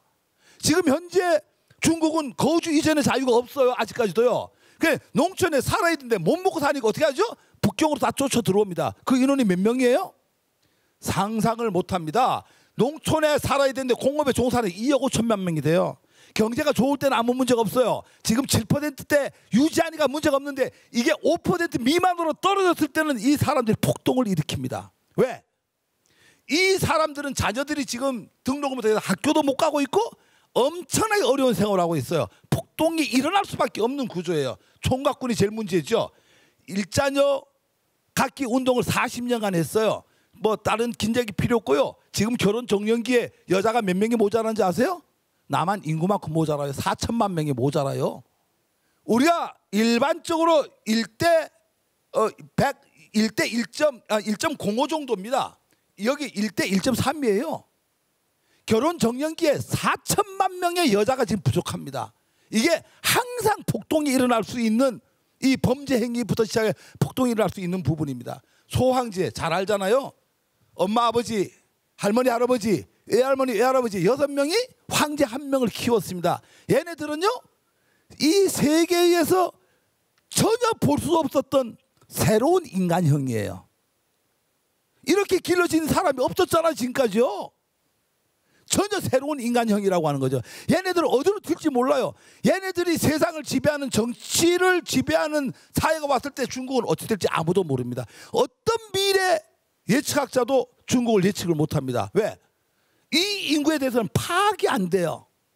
완전히 새로운 인간형이기 때문에 6명이 1명을 길렀거든요. 암흑군단 4억까지로 보는 사람이 있어요. 평균 잡아도 2억 정도 되죠. 그러니까 중국 인구가 16억이라는 얘기 많이 들어봤죠? 왜 16억이라고 하죠? 13억인데 3억 정도는 암흑군단이에요. 이 시절에 태어나갖고 등록을 왜? 한 가구에 1명뿐이 등재를 못하니까 등재 못한 인원이 2, 3억이 된다는 얘기예요. 이 사람들은 어떻게 되겠어요? 항상 폭동을 일으킬 수 있는, 중요한 게 지금부터 제가 얘기하려고 하는 게 바로 이 사람들이에요. 이 사람들이 도저히 중국에 살지 못하니 어디로 이전을 해요? 아무르가 넘습니다. 중국 시베리아로 연해주로 들어갑니다. 오늘 마지막 얘기가 그 얘기예요. 일본 간단하게 얘기할게요. 일본은 그냥 나쁜 놈이라고만 그냥 알아둡시다. 그냥 다른 얘기 다 필요 없고요. 이 밑에 게 제일 중요합니다. 일본 외무부에서 서울 21세기 벌건대 낮에 서울에 와서 외무부장 뭐라고 얘기를 했어요? 북한은 한국의 영토가 아니다. 말이 맞아요? 틀려요? 말은 맞습니다. 우리 영토 아까 얘기했잖아요. 국토가 뭐고 영토가 뭐고. 북한이 우리 영토가 아니에요. 그런데 일본은 오바마 형님한테 뭐를 받았어요? 자위권이 자위대가 애국에 파병할 수 있는, 전쟁에 참여할 수 있는 참정권을 승인을 받았죠. 오바마 형님한테. 그래 와서 뭐라고 얘기를 해요? 얼마 안 됐어요. 이제 15년도에 10월 21일 날이에요. 명동 한복판에서 뭐라고 선언을 하죠? 북한은 한국의 영토가 아니다. 그래서 우리는 오바마 형님한테 자위대가 파병할 수 있는 권한을 얻었다. 북한이 붕괴가 된다고 하면은 우리의 자위대는 북한 밀고 들어갈 거다. 서울 한복판에서 불과 2년 전에 3년 전에 이런 일이 벌어졌습니다. 이게 지금 이 동아시아가 돌아가는 형국입니다. 다른 거 다 몰라도 돼요. 이런 어떤 게 있었고요. 그래서 북한은 지금 어떻느냐? 우리가 지금 북한을 너무 모르고 있다라고 하죠. 북한 얘기하면은요 다 굶어 죽는 얘기만 해요. 강내이 죽 먹는 얘기요. 우리 저하고 이번에 러시아를 같이 갔다 온 한라백두 평화 통일연대의 우리 대표가 있는데 탈북민이에요. 버스에서 상상한 얘기를 들려주는데 굶어 죽는 사람 없어요. 좀 그런 착각은 하시면 안 됩니다. 일본은 북한은 지금 어떤 핵얘기 다 뺄게요. 얘기 너무 긴 거니까요. 경제적 접근인 북방 정책 실험 결과에서 성과를 얻었어요. 자, 가장 중요한 게 뭐냐면은 북한이 3대 세습 체제를 갖고 있는데 김일성과 김정일과 김정은 중에서 유일하게 김정은은 자본주의를 경험한 자예요. 자본주의를 체험을 한 자예요. 그 앞에 두 사람은 자본주의를 이론으로 아는데 김정은은 자본주의에서 생활을 한 사람이에요. 많은 사람들이 김정은이가 31살 때 지도자가 됐을 때 뭐라 그랬어요? 1년 내에 북한이 붕괴되지 않으면 내 손에 장 치신다고 했는데 장을 치시는 사람이 별로 없더라고 하는 거예요. 근데 더 중요한 게 그 이후에 어떤 현상이 벌어지니까 쌀이 안 부족하다라고 하는 현상이 벌어져요. 왜 그러느냐? 알고 계시대요? 지금 북한은 이미 초기 자본주의 단계에 들어서 있어요. 다른 거 뭐 장마당 얘기 많이 들었죠? 그런 거 빼고 오늘 기억할 거는 포전 담당제만 기억을 하세요. 포전 담당제. 포전 담당제 뭐냐? 당심이 좋아. 내가 일정보 줘요, 당에서. 일정보 몇 평이죠? 3,000평이에요. 그러면 여기서 15명까지 고용을 할 수가 있어요. 10명에서 보통 15명 고용을 합니다. 고용을 해갖고 날아오는 수익의 20%만 세금으로 내고 나머지는 여기서 15명에서 임의대로 나눠줄 수 있어요. 되게 중요한 게 두 가지가 나옵니다. 첫 번째, 고용을 할 수 있다라는 고용제도가 나옵니다. 두 번째, 분배제도가 나옵니다. 고용과 분배제도가 있다고 하는 초기 자본주의 단계에 다 들어섰다는 얘기예요. 그러다 보니까 김정은이가 들어서고 5.24 조치 이후에 어떤 일이 벌어졌죠? 전 세계에서 다 끊어버렸잖아요. 남한도. 그런데 옛날에는 저도 굶어 죽는다고 지랄 연병을 떨었는데 다 끊어버렸는데도 안 죽는다라고 하는 얘기예요. 쌀 달라고도 안 해요. 이미 북한은 초기 자본주의 단계에 들어서 있습니다. 그래서 이 분석을 해보면은 왜 그런 현상이 벌어지느냐? 김정은이 아까 얘기했지만 자본주의에서 체험을 했기 때문에 자본주의가 뭔지를 알아요. 그래서 그런 개념을 정세를 잘 봐야 돼요. 포전 담당제는 자유시장 경제 체제에 이미 초기 단계에 들어섰다라고 하는 거고, 이미 뭐 거기는 지금 한류부터 시작해서 엄청 들어갔는데 북한 지도층에서 이걸 다 알고 있다라고 하는 부분이에요. 이런 부분들을. 그래서 통일은 우리가 원하고 희망하면 오지 않겠는가. 근데 중요한 것은 외제 의존 통일은 불안전한 통일이 된다라고 하는 거죠. 우리 스스로가 남북이 해야지. 북한이 붕괴가 되면 아까 자동 진주권에 의해서 문제가 되고, 그 문제를 없애기 위해서는 정전협정을 평화협정 옮겨야 되는데 아직까지는 지금 우리가 정전협정 상태이기 때문에 붕괴가 된다라고 하는 것은 영구 분단이 되는, 아까 봤죠? 나눠 먹는 거 봤잖아요. 그런 현상이 벌어지기 때문에 절대 북한은 붕괴의 대상이 아니다. 이렇게 여러분들이 기억을 하시면 되고요. 우리 스스로 통일에 대해서 방법은 강구해서 준비해 나가야 된다. 자강과 균세론인데 요 얘기는 빼고 그냥 넘어가겠습니다. 그래서 미국 여기서 한 가지만 더 보면은 과연 한반도 통일에 대해서 각국이 어느 나라가 제일 싫어할 것 같아요? 여러분들 봐서 어느 나라가 제일 싫어할 것 같아요? 통일을. 미국이 싫어한다고 자꾸 이렇게 생각하지 마세요. 실질적으로 통일은 중국이 제일 싫어합니다. 이해 득실 관계를 잘 보세요. 자꾸 이렇게 우리 남남 갈등 이렇게 보면은 뭐 이렇게 진보적인 사람들은 친중을 하고 반미를 하고 뭐 이런 자꾸 이 유언병 말도 안 되고 또 관련 근거도 없는 얘기들을 퍼뜨리는데 분석을 해보세요. 미국은요 통일이 돼도 한국에 무기 계속 팔아먹을 수 있어요. 왜? 국경을 누구하고 마주해요? 중국하고 마주해요. 계속 무기 팔. 플러스 마이너스 제로예요. 이익 날 것도 없지만 그렇게 손해도 아니에요. 손해도 아니에요. 일본 영향력이 별로 없어요. 근데 중국은 직접적인 영향 관계가 있어요. 보세요. 만약에 남북 통일이 됐어요. 지금은 중국의 병력들이 대부분 어디에 배치되어 있죠? 서북 쪽에 배치가 되어 있습니다. 통일이 되면은 그 군사 배치가 어느 쪽으로 옮겨와야 돼요? 동쪽으로 옮겨와야 돼요. 엄청난 부담감이 있습니다. 그거는 남한과 남한의 뒤에는 미국이 있고 미국, 일본이 있는 남한하고 국경을 마주한다고 하는 건 엄청난 위험 부담이 있다. 두 번째, 남북 통일이 된다면 틀림없이 장교환 같은 자가 나타나갖고 북방용도 간도 땅을 내놓으라고 분명히 운동을 할 거다. 거기에 대한 대처 방안이 있어요, 없어요? 없잖아요. 아까 국제법적으로 들고 나온다는 얘기죠. 그러니까 직접 국경을 마주한다라고 하는 것은 엄청 위험 부담이 있어진다라고 하는 거예요. 그러니까 실질적으로 미국이나 일본보다 중국은 남한의 통일을 가장 싫어한다라고 하는 거예요. 세 번째, 아까도 얘기했죠.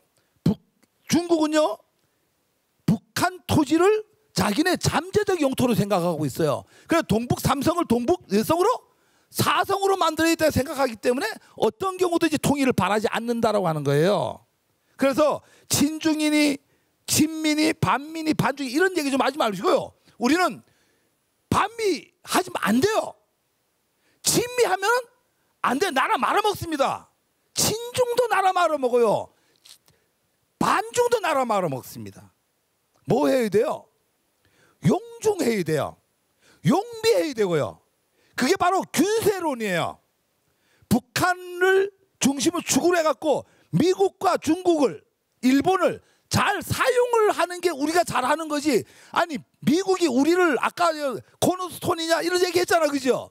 그렇게 생각하는데 뭘 거기다가 목숨 다 내놓고 그걸 믿고 가요. 미국은 미국 편일 뿐입니다. 우리는 대한민국 편에서 좀 생각을 하고 결정을 하고 사고하고 결론 짓고 이래야 된다는 얘기예요. 그래서 친중이니 뭐 친민이 이런 거 좀 버리시고 우리 자강론을 가지고 용중과 용미를 해야 되는 이런 시점이라고 하는 것을 강조를 좀 드리고요. 오늘 강의 본격적인 강의에 들어가겠습니다. 한러 공생국 처음 들어보죠. 예, 공생국이라는 얘기를 처음 들었는데 너무나 흥미진진한 얘기입니다. 취득, 영토를 취득하는 방식에는 선점, 활양, 시효, 정복, 첨부 이런 말들이 있어요. 이게 무슨 말이냐면은 선점은 알죠? 옛날에 가다가 섬 하나 발견하면 내 거 이러면 그 나라 땅이에요. 그 선점이에요. 두 번째는 뭐죠? 활양.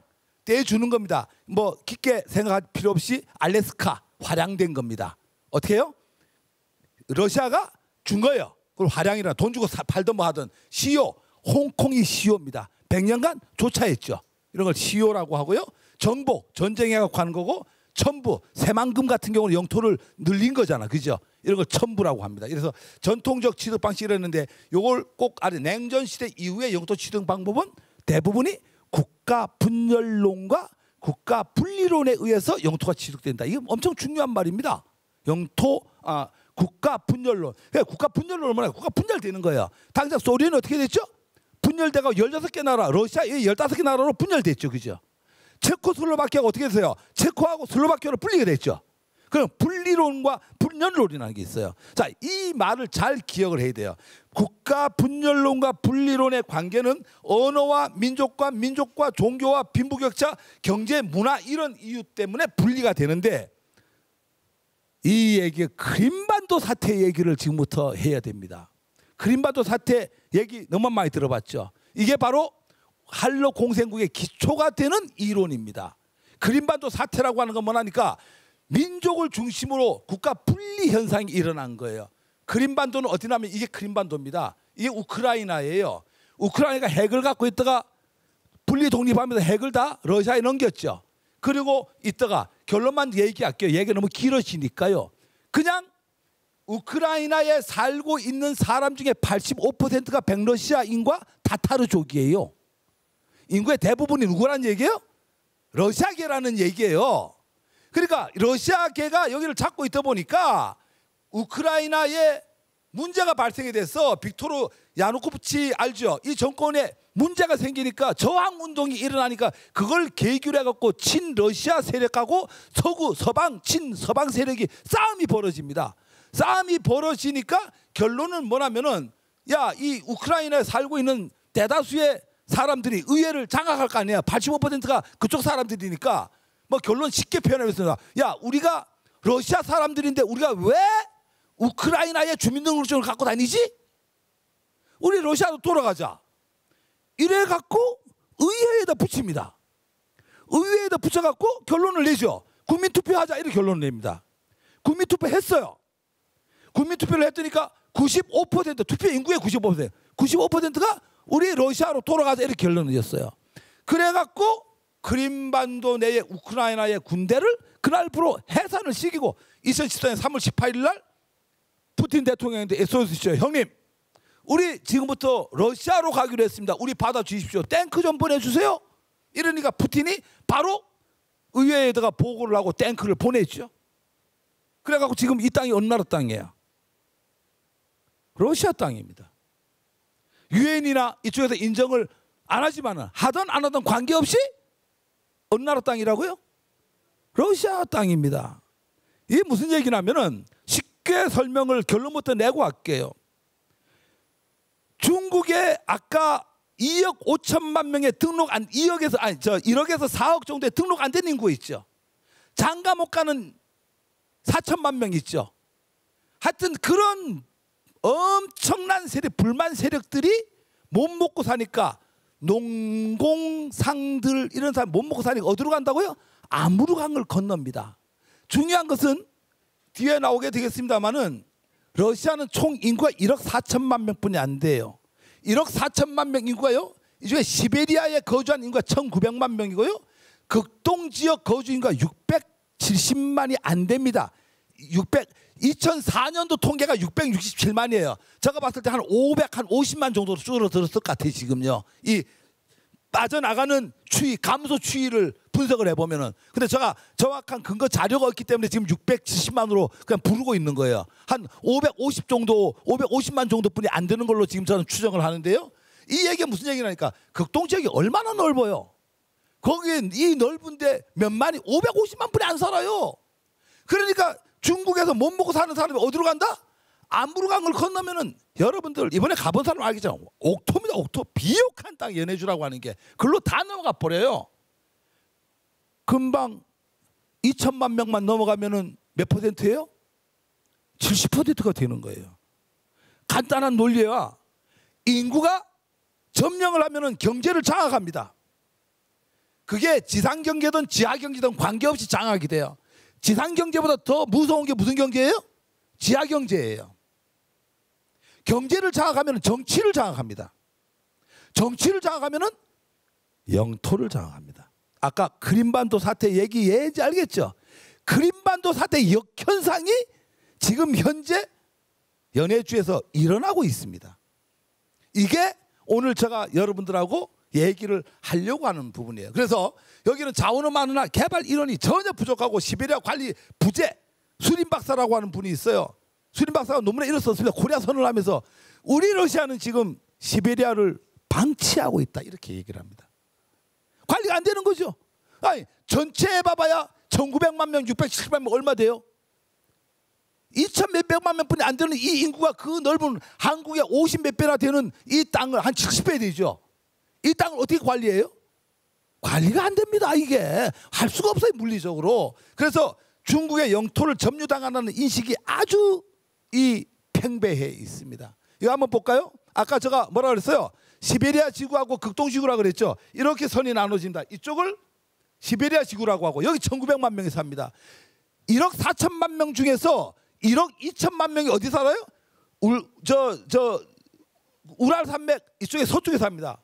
유럽 쪽에 사는데 이 사람들을 보고 동쪽으로 가라면 갑니까 안 갑니까? 안 갑니다. 한국도 똑같은 현상이 일어났죠. 말은 어디로 보내요? 제주도로. 사람은 어디로요? 이래서 서울이 문제가 된 거예요. 전 부동산 학자잖아요. 이놈의 속담 하나 때문에 이게 서울이 개판이 다 된 거예요. 근데 지금 서울 사람 보고 돈 얼마 줄 테니까 귀농귀촌 내려가요? 안 내려가요? 안 내려가요. 우랄 산맥 이쪽에 있는 많은 사람들이 1억 2천만 명이 야 이거 텅텅 비었어 가면 이주 자금 줄게 가요 안 가요? 안 간다라고 하는 얘기예요. 그러니까 이게 방치를 할 수밖에 없죠. 그래서 이쪽이 극동지방인데 여기 재미있는 게 유태인 자치구도 여기 있어요. 여러분 잘 알고 있는 연해 지역이 연해주가 여기에 있고요. 하바롭스크 지방이 있고요. 아무르주가 있고요. 이런 어떤 쪽이 이 지도를 보면 이제 답이 대충 나오는 거예요. 그래서 여기에 보면 극동지방이 아까 얘기했던 616만 이게 면적이고 인구가 644만 분이 안 되는데 제가 봤을 때 한 100만 명은 더 빠져나가서 이게 지금 통계가요. 2004년도 통계예요. 더 이상의 자세한 통계는 내가 러시아 말을 몰라갖고 러시아 통계청에 들어갈 방법도 없고 해갖고 2004년 통계를 쓰니까 이해를 해 주시고요. 자, 이래서 수린 박사라고 하는 분이 코리아 선언을 합니다. 코리아 선언이라는 게 뭐라니까? 한러 공생국을 만들어야 된다. 우리는 시베리아를 지키기 위해서, 극동 연해주를 지키기 위해서 우리는 한국하고 손을 잡아야 된다. 이게 코리아 선언입니다. 왜?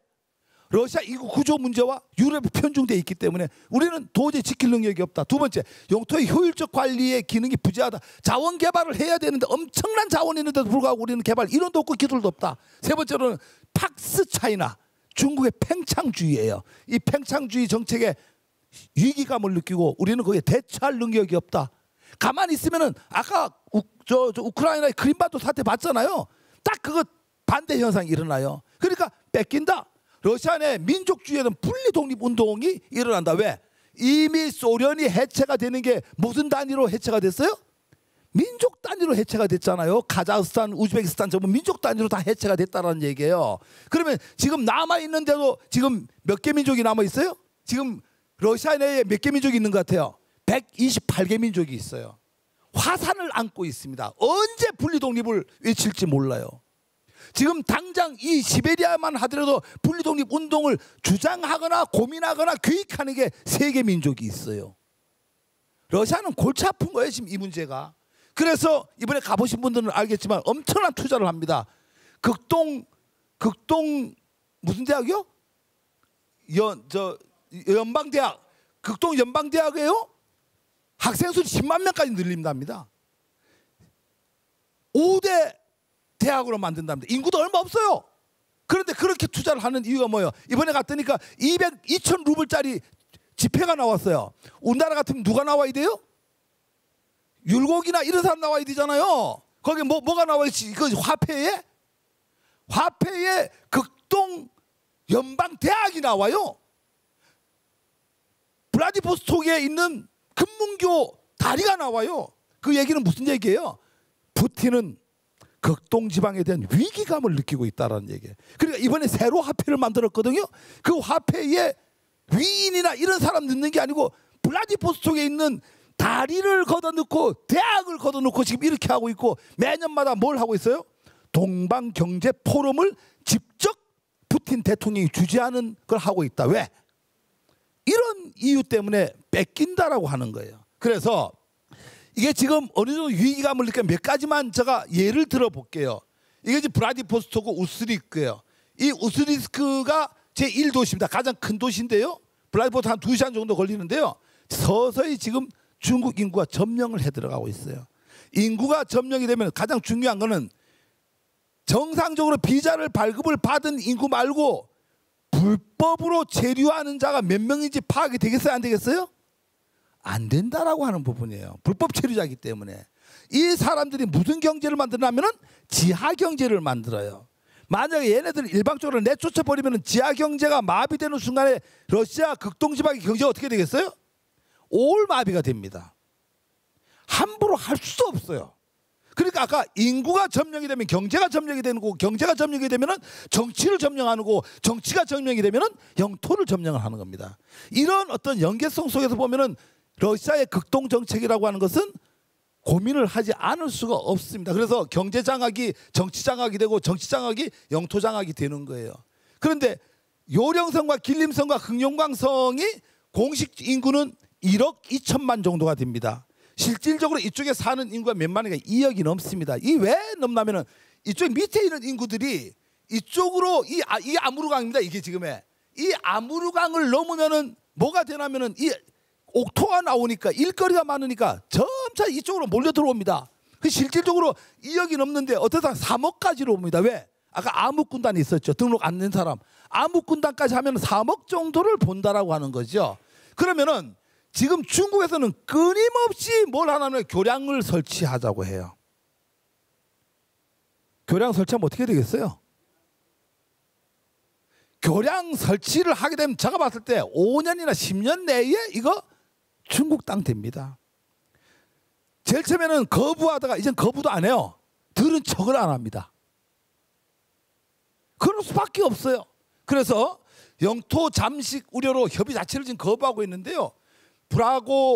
블라고베센스크라고 하는 도시하고, 이게 아무르강입니다. 헤이어시하고 여기다 지금 교량을 놓자라고 중국이 끊임없이 도전을 하고 요청을 하고 요구를 하죠. 근데 이 러시아는 못 들은 척 계속하는 거고요. 이게 골치 아프다라 이거죠. 더 재미있는 거요. 이게 우아의 싱방이에요. 우아의 싱방이란 중국의 기업입니다. 기업이 자바이칼스키라고 하는 이 자치구예요. 이거 전체를 우리 달라. 몇 년간? 49년간. 얼마 줄게? 4,900억 줄게. 1년에 얼마예요? 1년에 100억 줄 테니까 49년간 줘. 어떻게 되겠어요? 49년 뒤에 누구 땅 돼요? 중국 땅 되는 거예요. 그냥요. 여기 지금 이 중국이란 말이에요. 여기가 지금에 그냥 중국 땅 되는 거예요. 이게요. 재미있는 것은 푸틴이 도장 찍을 뻔했어요. 이번에 제가 수림 박사 만나갖고 수림 박사님 깜짝 놀란 얘기를 들었죠. 왜 찍을 뻔했느냐? 이게 지금 우리가 산업화가 될 때 엄청난 비리 부조리가 많았죠. 이거 똑같은 거예요. 우아의 싱방이 기업이란 말이에요. 중국에서 아니, 러시아에서 중국을 가장 무서워하는 게 부패예요. 부패로 밀고 들어온단 말이에요. 자국의 정치인들을 뭘로요? 돈을 줘 사갖고 들어오는 거예요. 이번에 갔더니까 수림 박사도 그 얘기를 해요. 그러니 야 이거 주자 이러니까 푸틴이 모르고 도장식을 뻔했어요. 그런데 살아있는 국민들이 난리를 쳤죠. 49년간 4,900억 받아봐야 뭐하느냐 그 건값. 그러면 49년 뒤에 이 땅은 중국 땅이 된다. 그래서 임대를 포기를 해버리죠. 이런 현상이 지금 오늘날 지금 일어나고 있다라고 하는 거예요. 공생국이 뭐냐? 공생국은 이렇게 설명하면 돼요. 전략적 파트너라고 생각하면 돼요. 제주도하고 대한민국하고 어떤 관계죠? 제주도하고 대한민국 몰라요? 여러분들 봤을 때 그냥 한 나라라고 생각하죠? 정확하게 표현하면 전략적 파트너 관계예요. 제주도는 이 내륙에 있는 법을 따라요? 안 따라요? 안 따릅니다. 그냥 제주특별자치법을 따릅니다. 단 두 개 법은 따르죠. 무슨 법? 애교와 국방. 애교와 국방은 이 내륙법을 따르지만은 나머지 모든 것들은 자치법을 따릅니다. 김대중 대통령 시절에 국제자유화 도시로 선언을 하면서 제주특별자치도가 된 거예요. 우리 국민들 잘 모르고 있어요. 이런 부분들을. 거의 똑같은 거예요. 러시아나 한국이나 특별법을 만들어갖고 한로 공생국가를 만들어갖고 공생국법을 하면 돼요. 그러면 지금도 우리 기업들이 들어가서 땅을 사갖고 하는 거하고 무슨 차이가 있느냐. 중국을 생각을 해보세요. 우리가 많은 기업들이 중국에 들어갔다 어떻게 됐죠? 쫓겨나왔죠. 건물 지어놓고 갖고 나왔어요? 땅 임차인가 기간 남았는데 돈 돌려받고 나왔어요? 사유에 우리가 소유권이라고 하는 개념하고 영유권이라는 개념은 근본적으로 틀리다라고 하는 거예요. 사유로 들어가는 것은 국제법과 관계없이 국내법에 의해서 모든 적용을 받기 때문에 러시아가 어느 날 오늘 이 순간 몇 월 며칠 몇 시부로 애국인이 갖고 있는 토지는 국가에다 반납해야 된다. 법을 바꿉니다. 예를 들어서 그러면은 어떻게 되죠? 다 나와야 돼요. 이렇기 때문에 공생국가를 만들어야 된다라는 얘기예요. 양쪽 나라가 협의를 해서 국제법에 의해 갖고 영유권 관계가 성립될 수 있는 걸 만들어야지 경제, 투자 모든 면에서 보호를 받을 수 있기 때문에 공생국을 만들어야 된다라고 하는 게 저 주장이 아니고 러시아에 있는 수림 박사라고 하는 분이 주장을 한 거예요. 자, 그런데 이 사람이 수림 박사예요. 이 사람은 역사학자예요. 역사학자인데 인구 동태론자입니다. 인구가 어떻게 늘어나고 줄어들고 출산율이 늘어나고 줄어듦에 따라서 사회가 어떻게 변화되는가라고 하는 인구 동태론을 주로 하는데 현재 주요 사회 문제 연구소 소장입니다. 제가 일주일 전에 가서 만나고 지금 지난 금요일 날 돌아왔습니다. 그래서 이분이 2005년도에 코리아 선언을 합니다. 왜?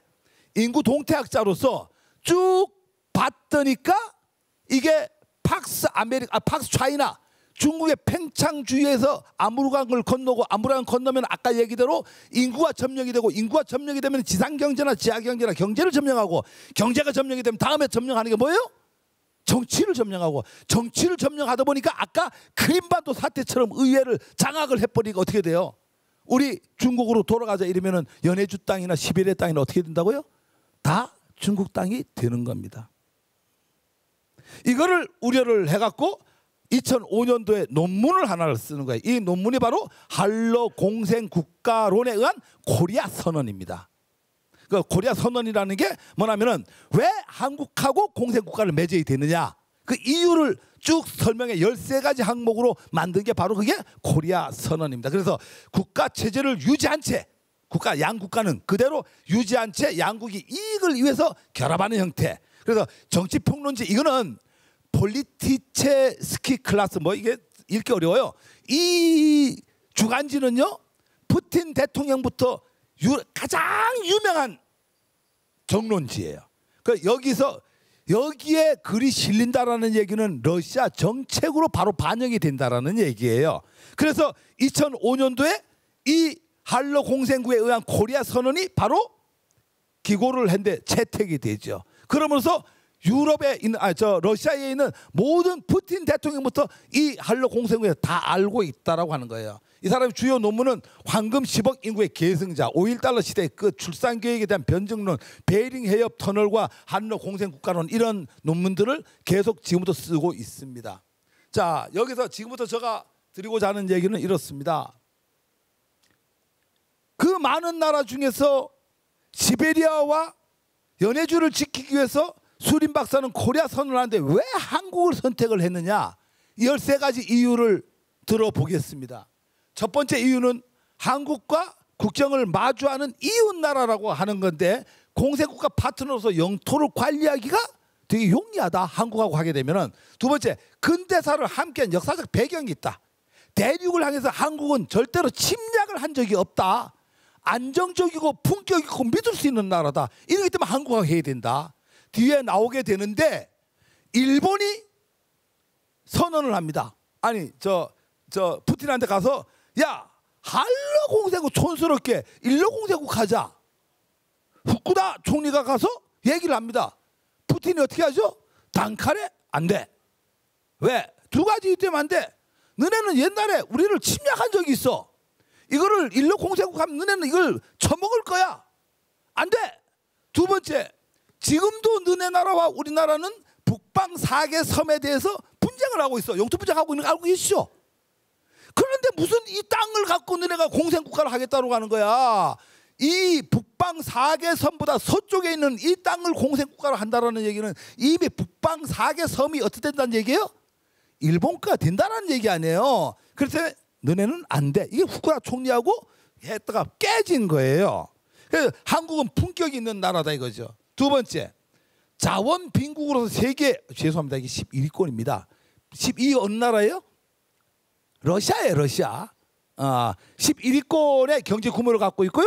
제조업 위주의 경제 구조, 수출 도용. 그런데 우리는 뭐예요? 자원이 없죠.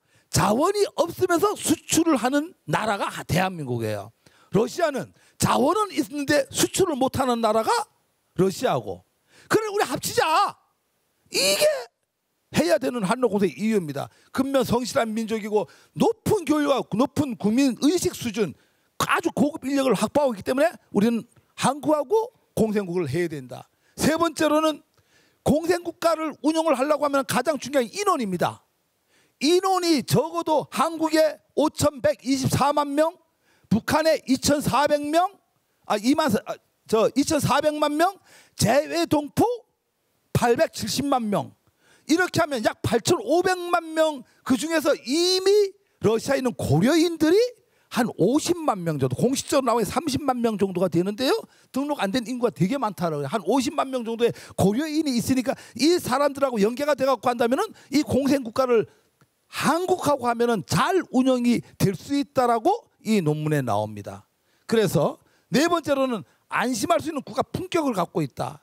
중국의 경우는 인해 전술 때문에 영토 침범의 가능성이 있는데 한국은 어떠한 경우도 금을 안 넘으려고 노력하는 나라다. 품격이 있는 나라다. 일본은 안 된다. 이렇게 하고. 다섯 번째로는요. 이게 되게 중요합니다. 우리는 다종교 국가예요. 한국 사람들은 새로운 종교 들어오면 어떻게 되죠? 되게 잘 받아들이죠. 일제 우리 조선 말에도 서양의 십자가 들고 신부들이 오니까 뭐라 그래요? 이 십자가 믿으면 되게 좋다는 거 무당들이 뭐라고 하죠? 아, 그거 되게 좋은 신이네. 내일부터 나도 십자가 멋있게 하고 십자가를 걷어 이렇게 뭐 그런 책에 보면 많이 나와요. 그 정도로 우리는 종교를 쉽게 받아들이죠. 일본은 종교를 받아들여요? 안 받아들여요? 안 받아들여요. 러시아는 러시아 종교가 85%입니다. 러시아 총 인구의 85%가 러시아 정교를 믿어요. 그러면 타 종교를 러시아 사람도 잘 못 받아들인다는 얘기죠. 일본도 잘 못 받아들여요. 그런 나라끼리 합치면 반드시 민족 문제와 종교의 전쟁이 일어납니다. 한국은 안 그렇거든요. 아마 한로 공생국 만들어지면 우리나라도 한 20% 러시아 종교 믿을 거예요 아마. 우리는 쉽게 그걸 받아들인다라고 하는 거야. 그래서 수리 박사가 엄청 이런 거 연구를 많이 한 거야. 세세하게요. 그래서 이런 거 있고 양국 간의 역사적 앙금이 없다. 미래지향적 시각을 함께 갖고 갈 수 있다. 여섯 번째는 한국은 자원 없는 수출 경제 체제를 갖고 있는데 러시아는 자원만 많이 갖고 있으니까 접목을 하면은 되게 궁합이 잘 맞을 거다. 또 이 되게 중요하죠. 한국의 첨단 기술력과 자원이 결합한다. 각국 이익은 물론 공생국 자생이 가능한 체제를 한국은 경제 구조 시스템 기술 다 갖고 있다. 러시아가 보유 첨단 기술을 러시아의 보유 첨단 기술이 뭐예요? 우주를 갈 수 있는 기술이에요. 이 기술을 줬을 때 써먹을 수 있는 나라가 스리랑카에 줘봐봐야 못 써먹는다. 한국은 우주를 갈 수 있는 그 첨단 기술을 줬을 때에 써먹을 수 있는 나라다. 이 기술을. 이렇기 때문에 한국과 공생국을 해야 된다. 그래서 응용기술 발달로 러시아의 기초학문과 융합이 된다고 하면 엄청난 부가가치 창출이 가능하다. 러시아는 자원 의존형 경제구조에서 탈피를 할 수 있다고 하는 거예요. 그래서 한반도 통일에 대한 동북아 균형 세력이 된다. 그 다음에 공생국을 통해서 북한 자본주의화로 한반도 통일이 가능하다. 이건 뭐 제 얘기 아니고 수림 박사도 이렇게 얘기를 하는 거예요. 이게 뭐예요? 햇볕전책론이에요. 결국은 이것 때문에 북한의 인력이 올라오면은 어떻게 돼요? 북한 경제가 좋아지고 북한 경제가 좋아지면은 내부의 구조의 변화가 일어날 것이고 변화가 일어나면은 통일이 된다라고 하는 얘기예요. 그다음에 중국 팍스차이나를 견제할 수 있다라고 하는 거죠.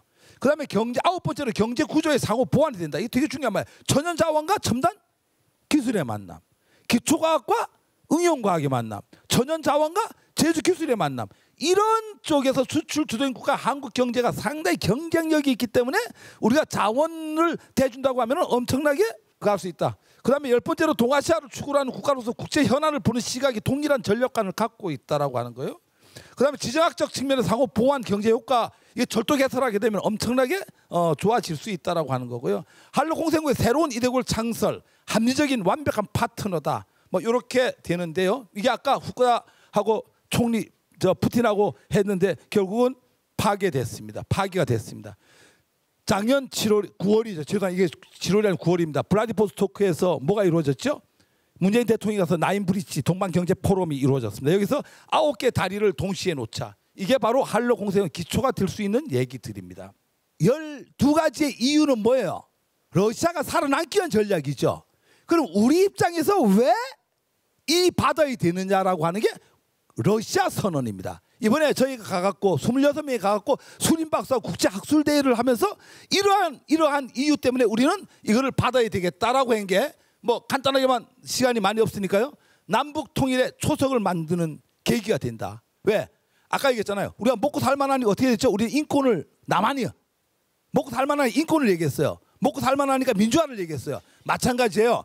지금 북한 경제는 애화벌이가 벌목공 18,000명, 단동지방에 15,000명 해가지고 한 5만 명 정도가 애화벌이를 해가고 뭘 하고 있어요? 북한 북한의 달러를 갖고 유지를 하고 있어요. 100만 명 올라옵시다. 북한 경제 어떻게 되겠어요? 아주 좋아집니다. 내부의 변화가 일어납니다. 먹고 살만해져요. 민주화가 됩니다. 두 번째 가장 중요한 게 거기에 노동 인력이 올라오면은 평화 통일에 뭐가 돼요? 선전장이 되는 거죠. 우리가 개성공단 올라가니까 개성에서 말을 함부로 못하니까 문제, 그런 얘기를 못하는 거예요. 남북한이 만난다면 충분히 된다. 잃어버린 역사 복원하는 거다. 잘 알잖아. 처음에 60년 가서 37년도에 스탈린 강제 이주정책에서 흩어진 50만의 고려인들, 이게 만들어지면 어떻게 되겠어요? 한눈에 다 모일 수가 있습니다. 세 번째, 북방역도 회복의 거점 확보가 된다. 아까 얘기했죠? 만약에 중국이 붕괴가 된다고 하면은 우리가 아무르강을 중심으로 간도지방과 국경을 마주하게 되기 때문에 붕괴가 된다고 하면 바로 받아들일 수 있는 쪽이 된다라고 하는 거고요. 이게 제일 중요합니다. 안보 식량, 안보 에너지요. 전쟁이나 벼르면은 지금 우리는 에너지를 저쪽에서 중동에서 갖고 오면 답이 안 납니다. 그래서 이 두 가지를 확보할 수 있는 전진 기지가 된다. 다섯 번째는 한국 경제의 대전환점, 자원 없이 수출하는 경제에서 자원 가공을 통한 수출 국가로 변하게 된다라고 하는 거죠.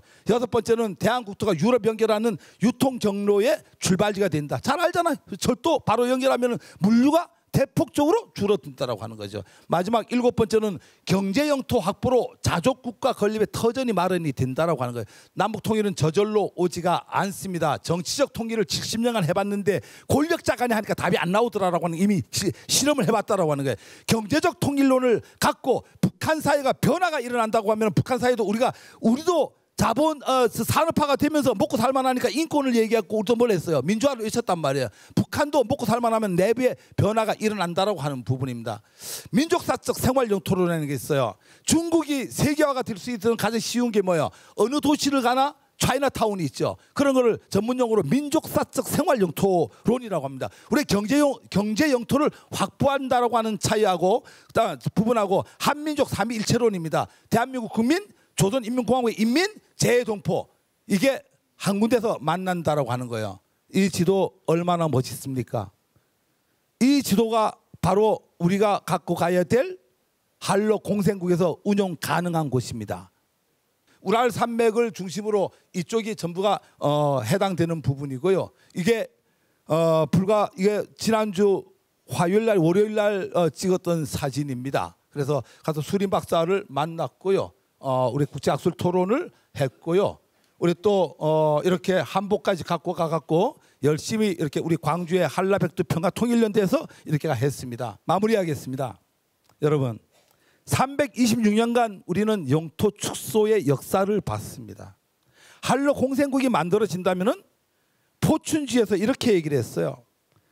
2050년도에 세계의 G2는 대한민국이다라고 얘기했어요. 그런데 한러 공생국이 만들어진다고 하면은 굳이 2050년까지 안 가도 됩니다. 바로 G2가 될 수 있습니다. 우리는 브릭스 국가와 역사적인 앙금이 없는 나라예요. 브릭스 국가가 가장 큰 시장경을 알고 계시죠.